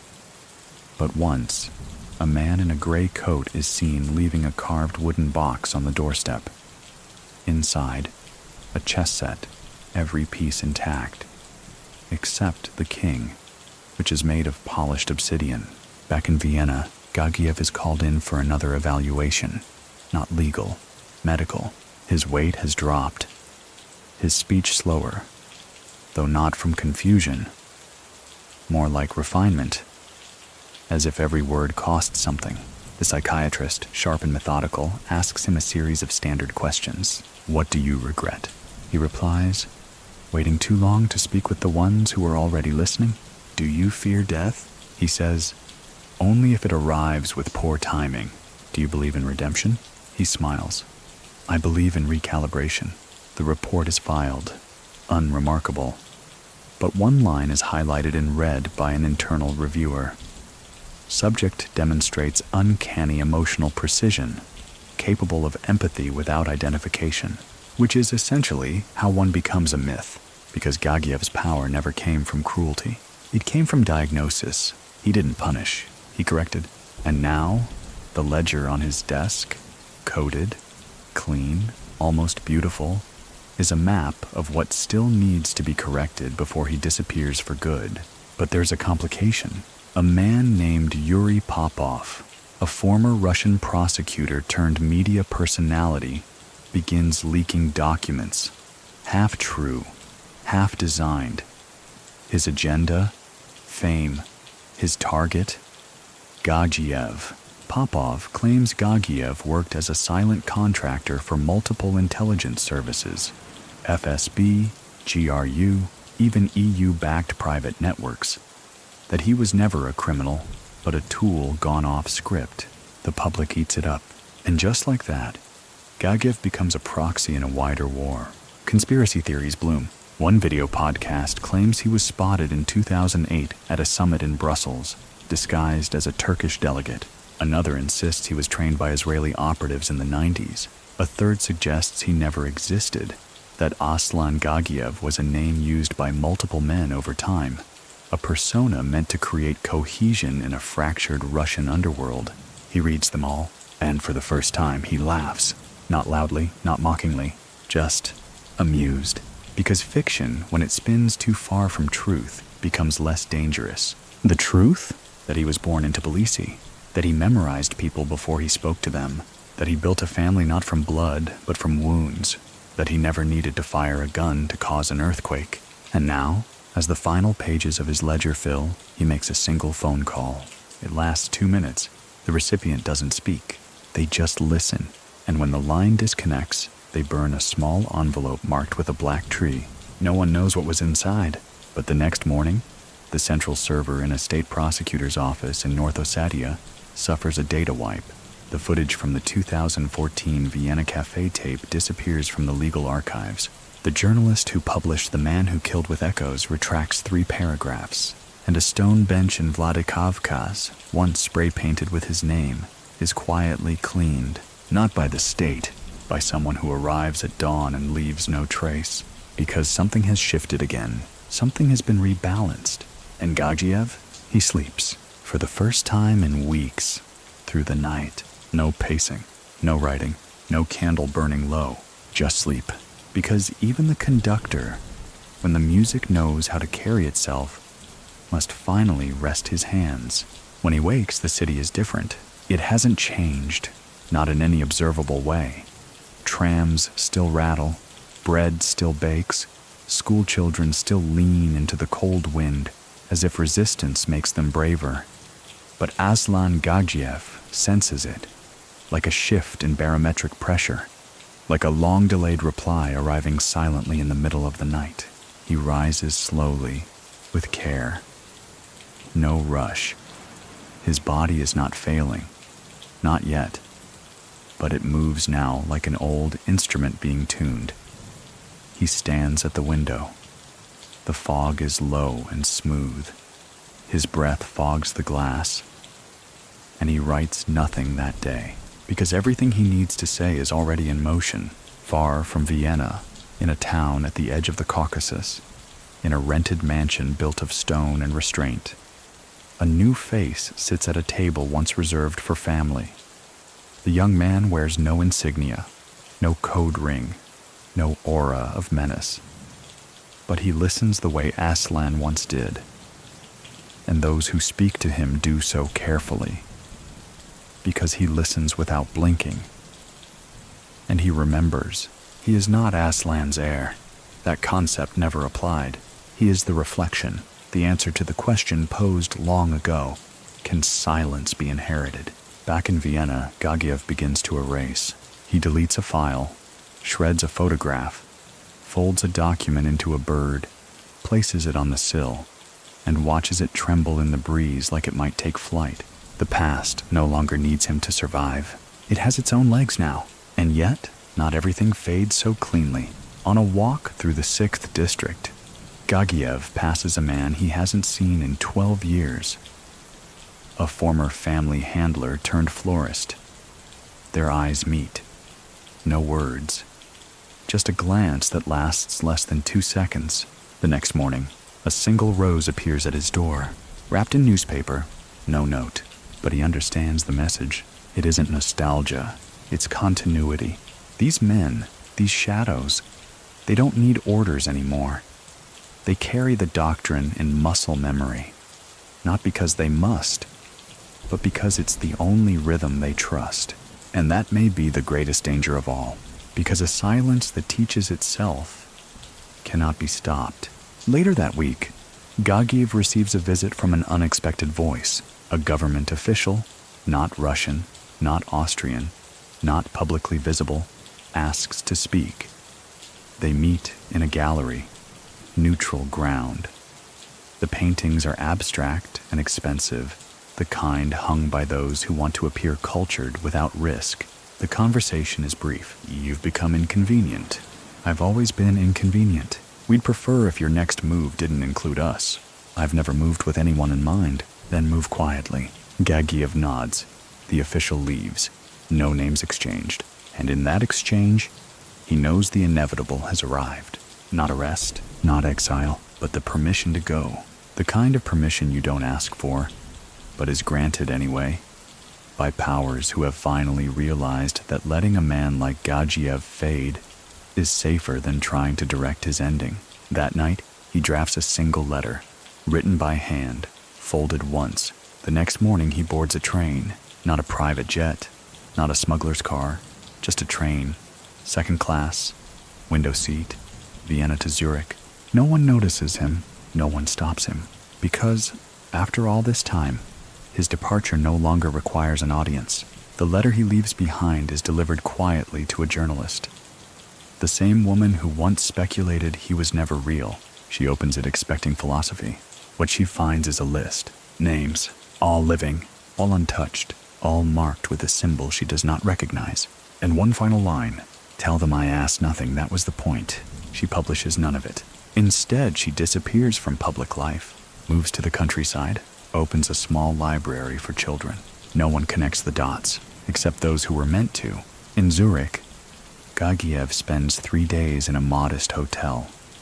He walks the river, visits a bookstore, sits by the lake and feeds ducks. No message sent, no signal received. Just a man uncoiling from decades of tension. A man no longer hunted, no longer in command. Just a man. And that, perhaps, is the most difficult role of all.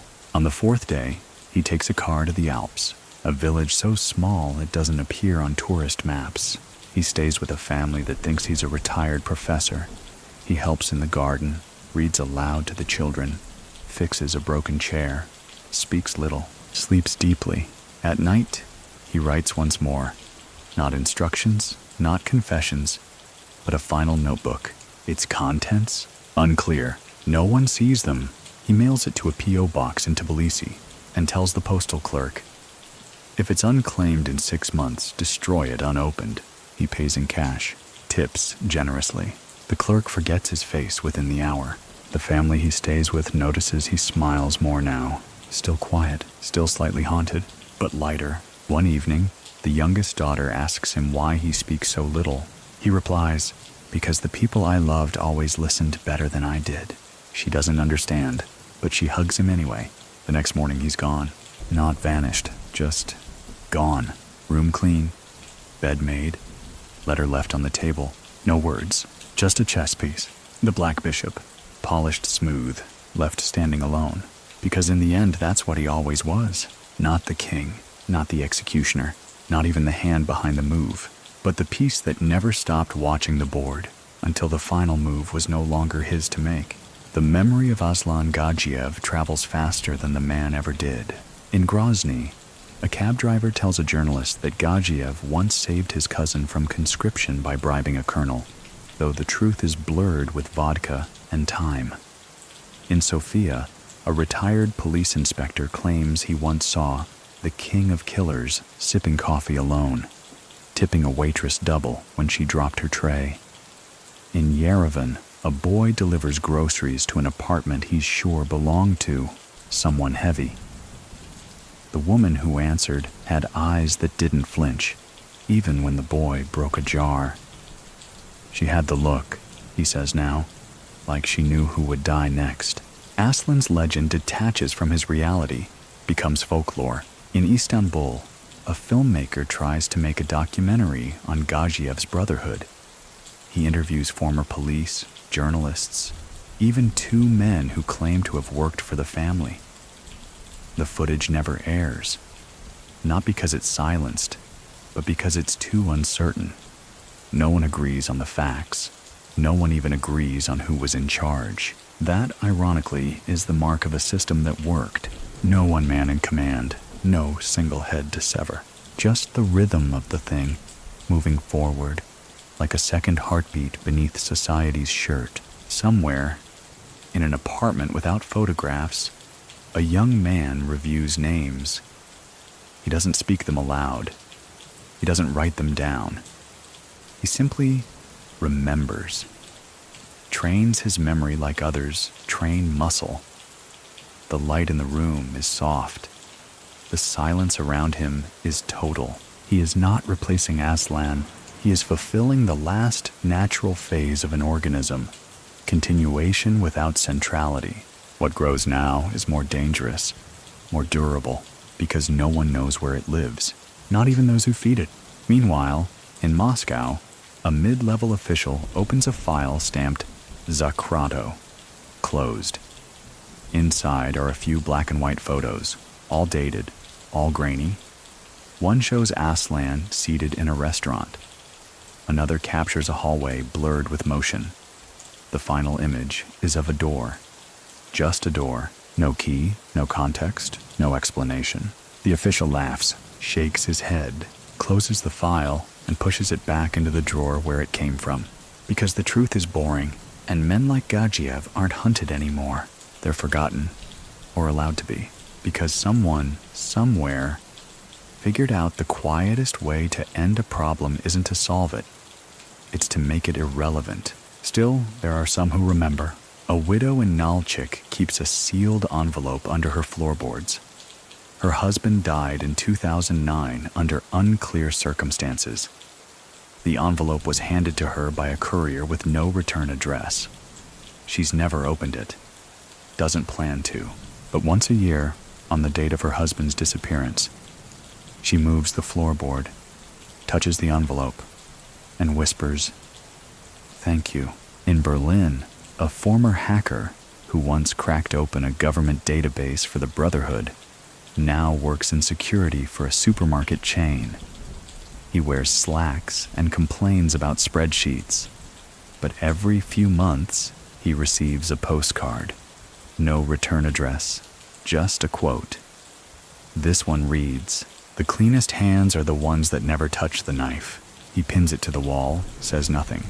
In Kazan, a woman once tasked with laundering money for the Brotherhood now runs a wellness retreat in the mountains. Yoga, silence, vegan food. But the retreat's Wi-Fi is routed through servers that no one can trace. Not the FSB, not the EU. She says it's for privacy. But the guests never ask questions. And somewhere in a cafe in Tbilisi, a man who looks vaguely familiar drinks tea with lemon. He hums to himself, reads a paperback, and chats politely with the barista. No one knows his name. The barista thinks he's a novelist. He tips well, and never orders the same thing twice. It's been years since anyone outside the deep undercurrents of the former Soviet world said Aslan Gagiev's name aloud. The files have gone cold. The agents retired. The testimonies buried under newer scandals. But among those who move quietly between border checkpoints and digital shadows, he is not just remembered.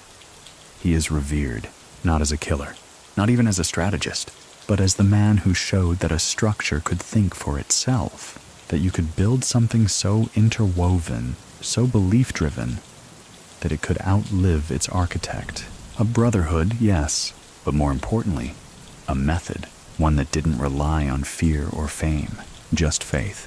Faith that silence, discipline, and brutal logic would outmaneuver chaos every time.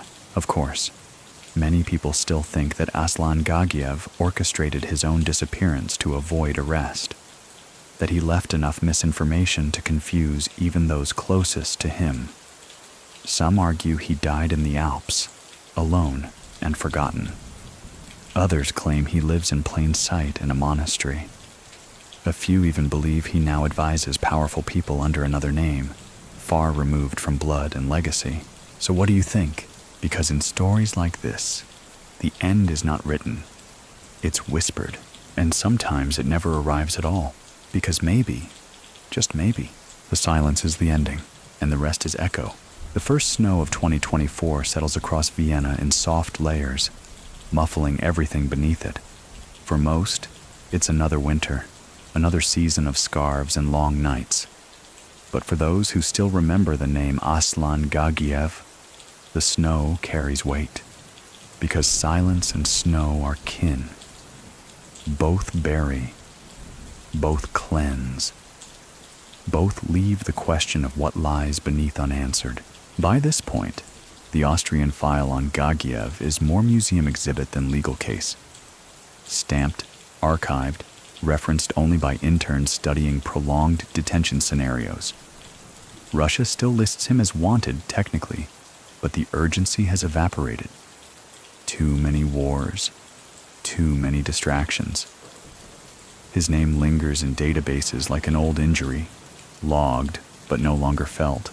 And yet, in whispers, the Brotherhood breathes. A man is pulled from the Danube in January, his pockets filled with stones. Police rule it suicide, but his shoes, perfectly polished, soles unworn, suggest otherwise. Those who still speak the old codes notice. They mutter. He was corrected. A week later, in Yerevan, a new foundation is registered. Its mission, to fund scholarships for underprivileged youth. Its board? Anonymous. Its donations? Clean. But the application forms request unusual details. List a memory you can't let go. Those who know the cadence recognize it instantly. This is not charity. This is recruitment, disguised as kindness. Meanwhile, Gagiev, if alive, remains untraceable. No records, no confirmed sightings, but his style resurfaces. Operations carried out with elegance, patience, and minimal footprint. No bluster, no chaos, just inevitability. Some claim this proves he's directing still. Others argue it's proof of his doctrine's survival, that silence has become self-sufficient. One former associate, now gray-haired and weary, puts it simply. He doesn't need to be there. The silence is its own master now. In Moscow, a prosecutor reopens an old case file. She sifts through documents linking assassinations to Gagiev's family. But as she organizes the evidence, she notices something chilling. The handwriting on certain anonymous witness statements, dated a decade apart, is identical. Same slope, same pressure. She runs it through forensic analysis. The result? Match probability, 97%. How can a ghost still file testimony? When confronted, her superior tells her, "Close it." Some echoes are louder than facts. She obeys, but she never forgets. Elsewhere, smaller stories accumulate. A baker in Zurich swears a polite man once paid an exact change for weeks, leaving behind folded paper birds on the counter. A school teacher in Innsbruck recalls a guest lecturer who taught her students chess strategy with unnerving calm. A customs officer in Thessaloniki insists a man with thin hair and a gray coat passed through his station, smiling faintly, carrying nothing but a book of poetry. Individually, they're anecdotes. Together, they sketch the outline of a figure who no longer exists as man, but as method, And that is the paradox. The more invisible Aslan becomes, the clearer his presence feels. He doesn't need to walk the streets of Vienna, or Yerevan, or Moscow. The world now walks in ways he taught it. For those who once served him, the silence is a comfort. For those who opposed him, it is a warning. And for those studying him, it is a question. Because maybe the question was never, where is Aslan Gagiev? Maybe the question is, when is he? Because every time the balance tips, every time chaos grows sloppy, every time a correction is needed, his name surfaces again. Not spoken loudly, just hinted, in a phrase, in a gesture, in a silence held too long. And the myth adjusts. Many people still think that Gagiev's Brotherhood collapsed after his detention, that nothing can survive without its architect. But if so, why do the same patterns keep reappearing? Why do new operatives quote old metaphors? Why does the doctrine spread to places he never touched? So what do you think? Was it ever about him? Or did he simply give silence a vocabulary? The answer may never be written, because the end of Aslan Gagiev is not a headline, not a trial, not a death certificate. It is the moment you realize you are already part of his echo, and that moment for some has already arrived. The winter light in Vienna has a way of flattening everything. Shadows shrink, color drains, and the city looks almost two-dimensional, like a stage set, waiting for actors who may never return.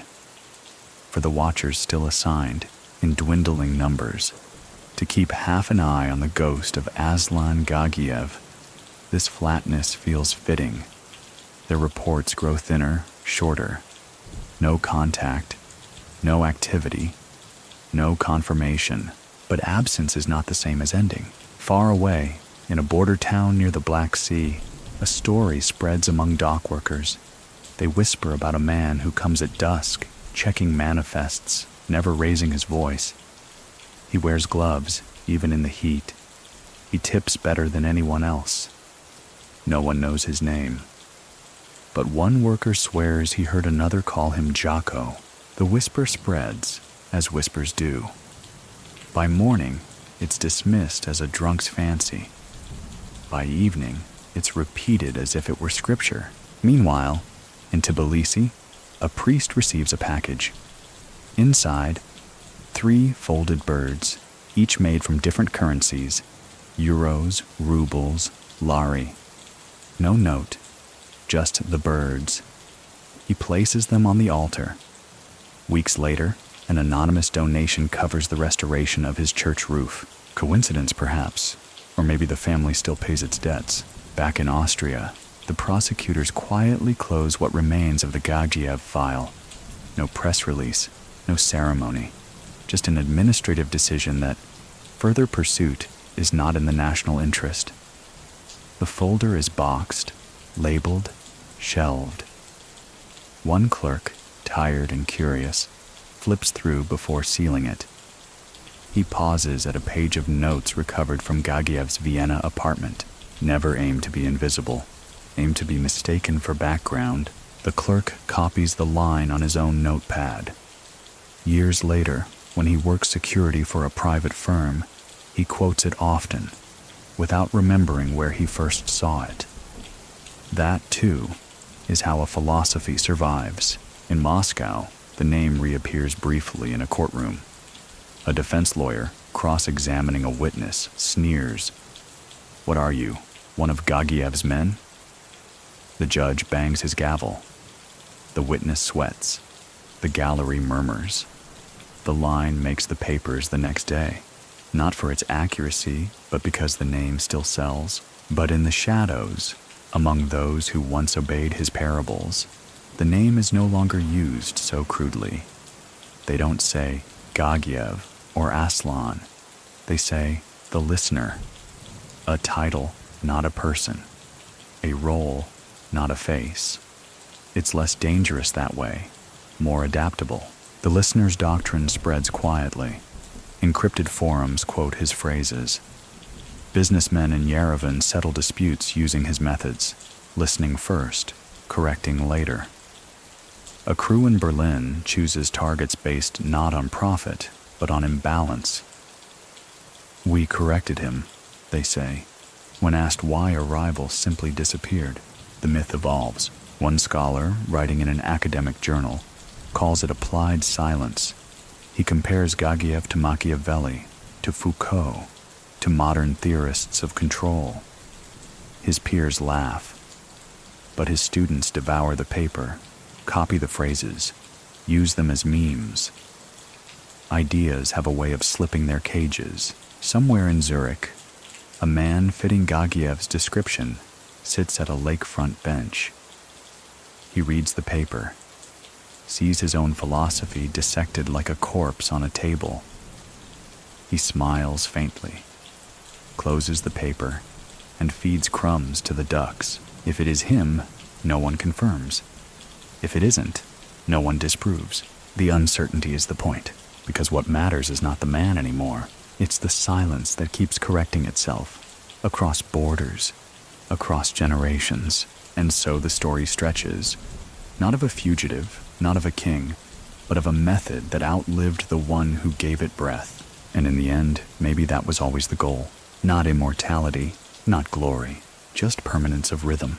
Like the tick of a clock that no one remembers winding, the spring thaw brings Vienna back to life. Tourists, laughter, clattering cafe cups. But for those who still remember the name Aslan Gagiev, the noise feels superficial. Because beneath the thaw, the silence remains. Rumors surface again in Moscow. A businessman collapses in his office. Official cause, stroke. Yet colleagues insist he was healthy. His phone records show a single incoming call the night before, just 1 minute long. No words exchanged, only breath. Investigators dismiss it as superstition, but those who know whisper that the listener had spoken. In Georgia, a quiet mural appears on the wall of an abandoned school. White paint on crumbling brick. A tree with no branches, only roots twisting deep into the earth. No signature. Within days, the mural vanishes under fresh plaster. But photos circulate online, and suddenly old codes resurface. Forums light up with debates. Was this a message, a tribute, or simply an imitation? The truth doesn't matter. The myth has momentum. Back in Austria, a retired guard from Gagiev's house arrest years gives a rare interview. He describes a man polite, disciplined, and unsettling. He never raised his voice, the guard recalls. But when he looked at you, it was like he had already read the part of your story you hadn't lived yet. The interview airs once, late at night, then disappears from archives without explanation. Meanwhile, whispers ripple across Europe. In Budapest, a fixer disappears after crossing the wrong family. In Sofia, a warehouse burns without trace of accelerants. In Berlin, a lawyer withdraws a case after receiving a letter with no signature, only a folded paper bird. Each incident could be coincidence. Together, they hum with familiar cadence. Many people still think that the Brotherhood dissolved when Austria let Gagiev slip into obscurity. They argue that what remains are just fragments, copycats, shadows, echoes. But so what do you think? Because when corrections appear with the same elegance, the same restraint, the same refusal to explain, at what point do echoes become indistinguishable from the original voice? The myth begins to travel farther. South America, East Asia. Even in New York, a journalist claims she was warned off a story about Russian oligarchs by a stranger who whispered. The listener is patient. She laughs it off, prints nothing, sleeps poorly for weeks afterward. The family, if it exists, no longer has territory, hierarchy, or even names. It has become an atmosphere. It breathes through people who may not know they're breathing it, through methods passed like folk tales, through corrections that appear, vanish, and leave no residue but rumor, and somewhere, perhaps in Zurich, perhaps in Tbilisi, perhaps in a village so small no map bothers to name it, a man walks at dawn. Thin, older, hair nearly gone, scarf pulled tight. He buys bread, nods politely, pays in cash. He leaves nothing behind except the faintest trace of presence. A barista later tells a friend, "He didn't order anything strange, but when he left, the place felt quieter, like the room remembered him more than we did." That is how the myth persists, not in the shouting of tabloids, not in the fury of prosecutors, but in the hush that follows a departure. And with every new silence, the legend of Aslan Gagiev grows, because maybe he never disappeared. Maybe he just became the pause between events, the breath before the verdict, the moment you realize you've been corrected without ever being told why. The longer a silence lasts, the more people lean into it. By late 2024, the silence of Aslan Gagiev has stretched nearly a decade, long enough to feel like myth, and yet recent enough to make veterans uneasy. They've seen this before, a figure receding, only to return sharper, slimmer, more spectral than ever. In Moscow, an anti-corruption official resigns unexpectedly. The explanation? Health reasons. But within days, journalists connect his name to frozen cases linked to the Brotherhood. He had recently reopened one file, an unsolved double homicide in 2011. Then he vanished from the public record, leaving only speculation. One reporter notes, "It's as if a curtain was lowered before the play could begin." In Vienna, a quiet gathering takes place in a basement cafe. Former operatives, gray-haired now, softened by years, share tea, bread, and silence. No formal agenda, just men remembering the discipline that once ordered their lives. One raises his glass. To Jocko. No one replies. But the toast is accepted, and that night, they all walk home separately, careful not to be seen together again. Across Europe, peculiar corrections continue. A shipment of weapons in the Balkans disappears from a warehouse, replaced by crates of blank paper. In Warsaw, a politician's scandalous emails leak, timed perfectly to halt a controversial deal. In Paris, a bank's digital servers go dark for 4 hours, erasing transactions tied to shell companies from the Caucasus. None of these bear fingerprints. All of them hum with a familiar rhythm. It leaves experts split. Some insist the Brotherhood is dead, replaced by chaos. Others whisper that it has evolved beyond recognition, like a language that changes dialect but keeps the same grammar. One sociologist writes, "The Gagiev phenomenon is not a man, but a template. Insert different actors, the same outcomes repeat. Silence is scalable." The summer of 2024 stretches long across Europe, heavy with heat. In Vienna, the trams screech a little louder in the sun, and the city's rhythm seems almost too bright, too careless. But beneath the surface, the echo of a name that is never spoken continues to move like groundwater, unseen, steady, essential. It begins with a banker in Liechtenstein. He resigns abruptly, sells his home, and vanishes. The official story is burnout, yet colleagues recall how, in the week before, he received a package with no return address. Inside was a chess king, carved from black wood, chipped on the crown. The banker showed it to no one. He simply touched the piece, placed it in his pocket, and walked out of the building for the last time. 2 months later, his replacement authorizes the quiet release of dormant accounts. The names tied to them? Shadows of the old family. Money flows, not in torrents, but in streams. Small scholarships in Georgia, clinics in Dagestan, quiet investments in infrastructure in Armenia. Each transaction too small to raise alarms, yet together they form a pattern, a restoration. In Moscow, a mid-level official, once thought untouchable, is found dead in his dacha. No marks, no poison, no signs of forced entry. On his desk sits a folded napkin with one line written in pencil. Weakness isn't the flaw, it's the excuse. The investigators bury the case. They've seen that phrase before. Meanwhile, in Yerevan, a charity gala features an anonymous donor. His contribution funds an entire wing of a hospital. No one meets him. No one sees him.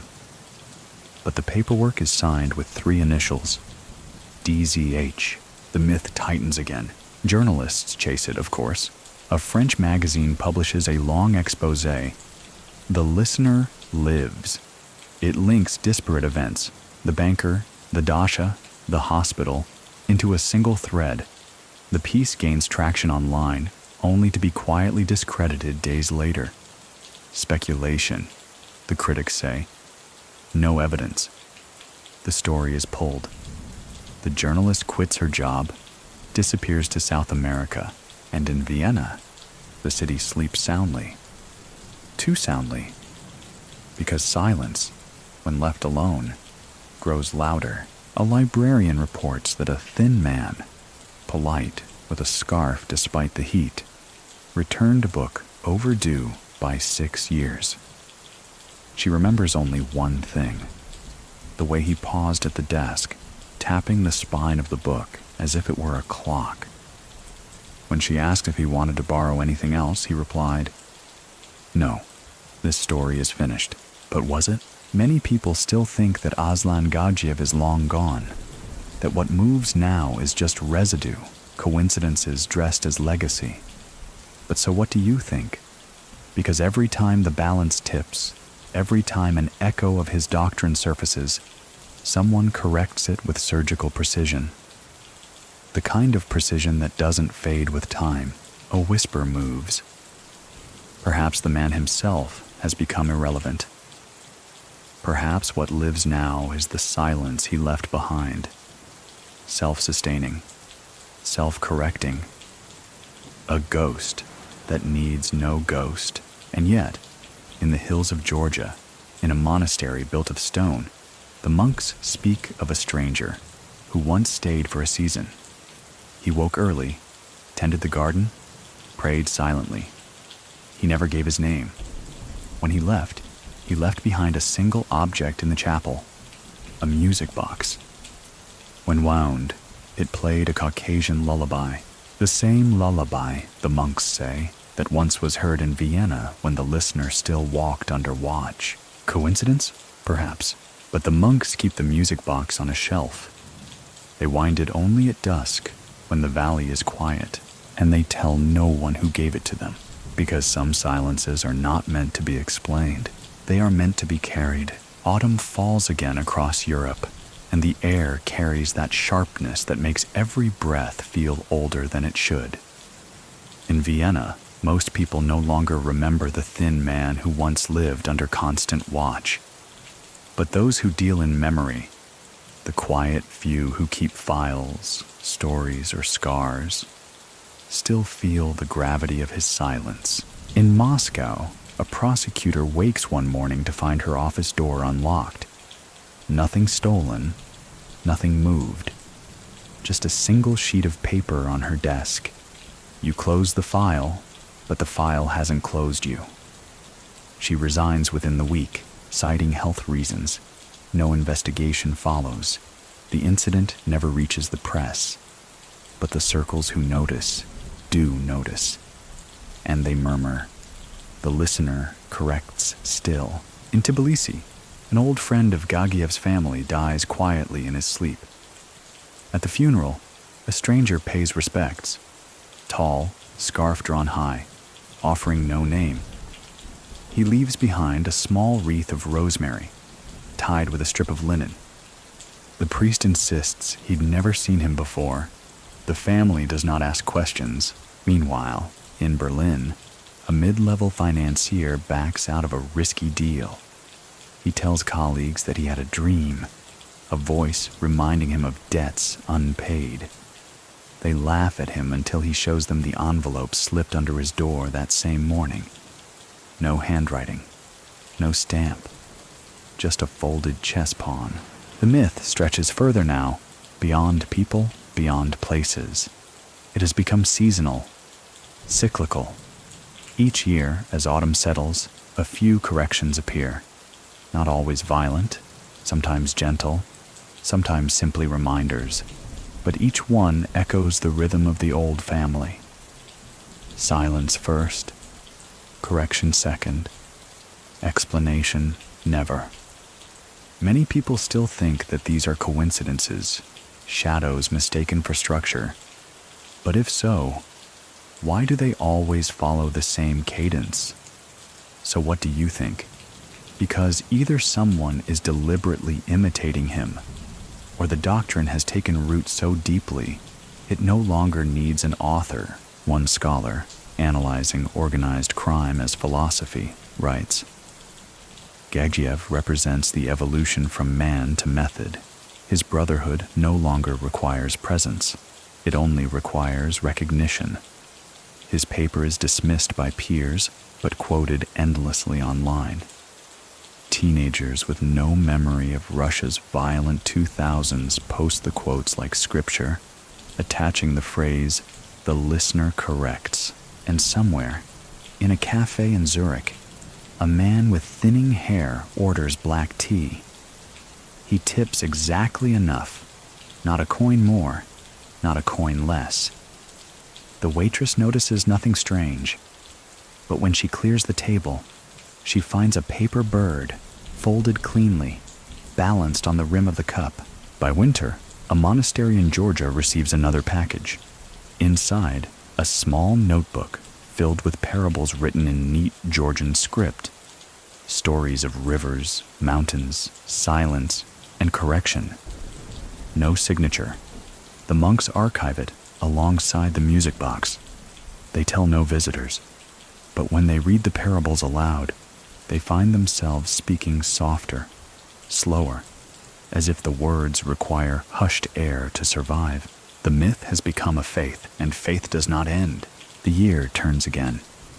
Winter presses its weight against the continent, and with it comes the last layer of quiet over a story that refuses to end neatly. For the public, Aslan Gagiev is long gone, filed away, forgotten, or explained into irrelevance.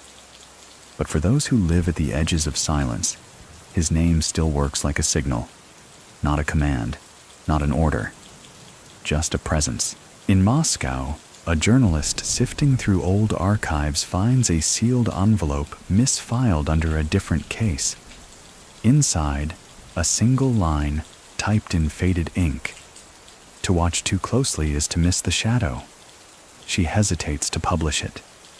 Instead, she tucks it into her notebook and carries it as a talisman. She doesn't know why. She doesn't have to. In Vienna, a librarian comes across a misplaced book returned anonymously. Tucked between the pages is a pressed leaf, brittle but whole. On the stem, scratched faintly in ink, are 3 letters. DZH. She keeps the leaf, never reports it. Some things belong to memory, not paperwork. In Yerevan, an accountant receives a transfer from an untraceable account. The amount is small, almost insignificant, 47 euros. But the reference field reads, "You already know the answer." She deletes the record, but she understands. The past is not gone. It simply corrects itself in small doses, measured and patient. Many people still think that Gagiev is a dead man, or a myth recycled by those hungry for mystery. But so what do you think? Because the echoes line up too neatly, the gestures repeat too precisely, the silence falls too naturally. This is not coincidence. This is rhythm. And rhythm, once taught, outlives the teacher. And so the listener remains, not as a fugitive, not as a king, but as a pause woven into the noise of the world. A pause that reminds those who knew him. Balance matters, timing matters, and silence always carries more weight than the loudest verdict. Somewhere in the Caucasus, the monks still keep the music box. At dusk, they wind it. The lullaby plays. The valley listens. And no one dares to ask whose hands first set the gears in motion, because some stories end without endings, some names fade into pauses, and some silences are never broken. The story you followed tonight is long, layered, and heavy with shadows. But now, as you rest, you don't need to carry the weight of Aslan Gagiev's name. The echoes, the corrections, the silences, they belong to the past. Let them drift now. Breathe slower. Feel the rhythm of your own body replacing the tension of the tale.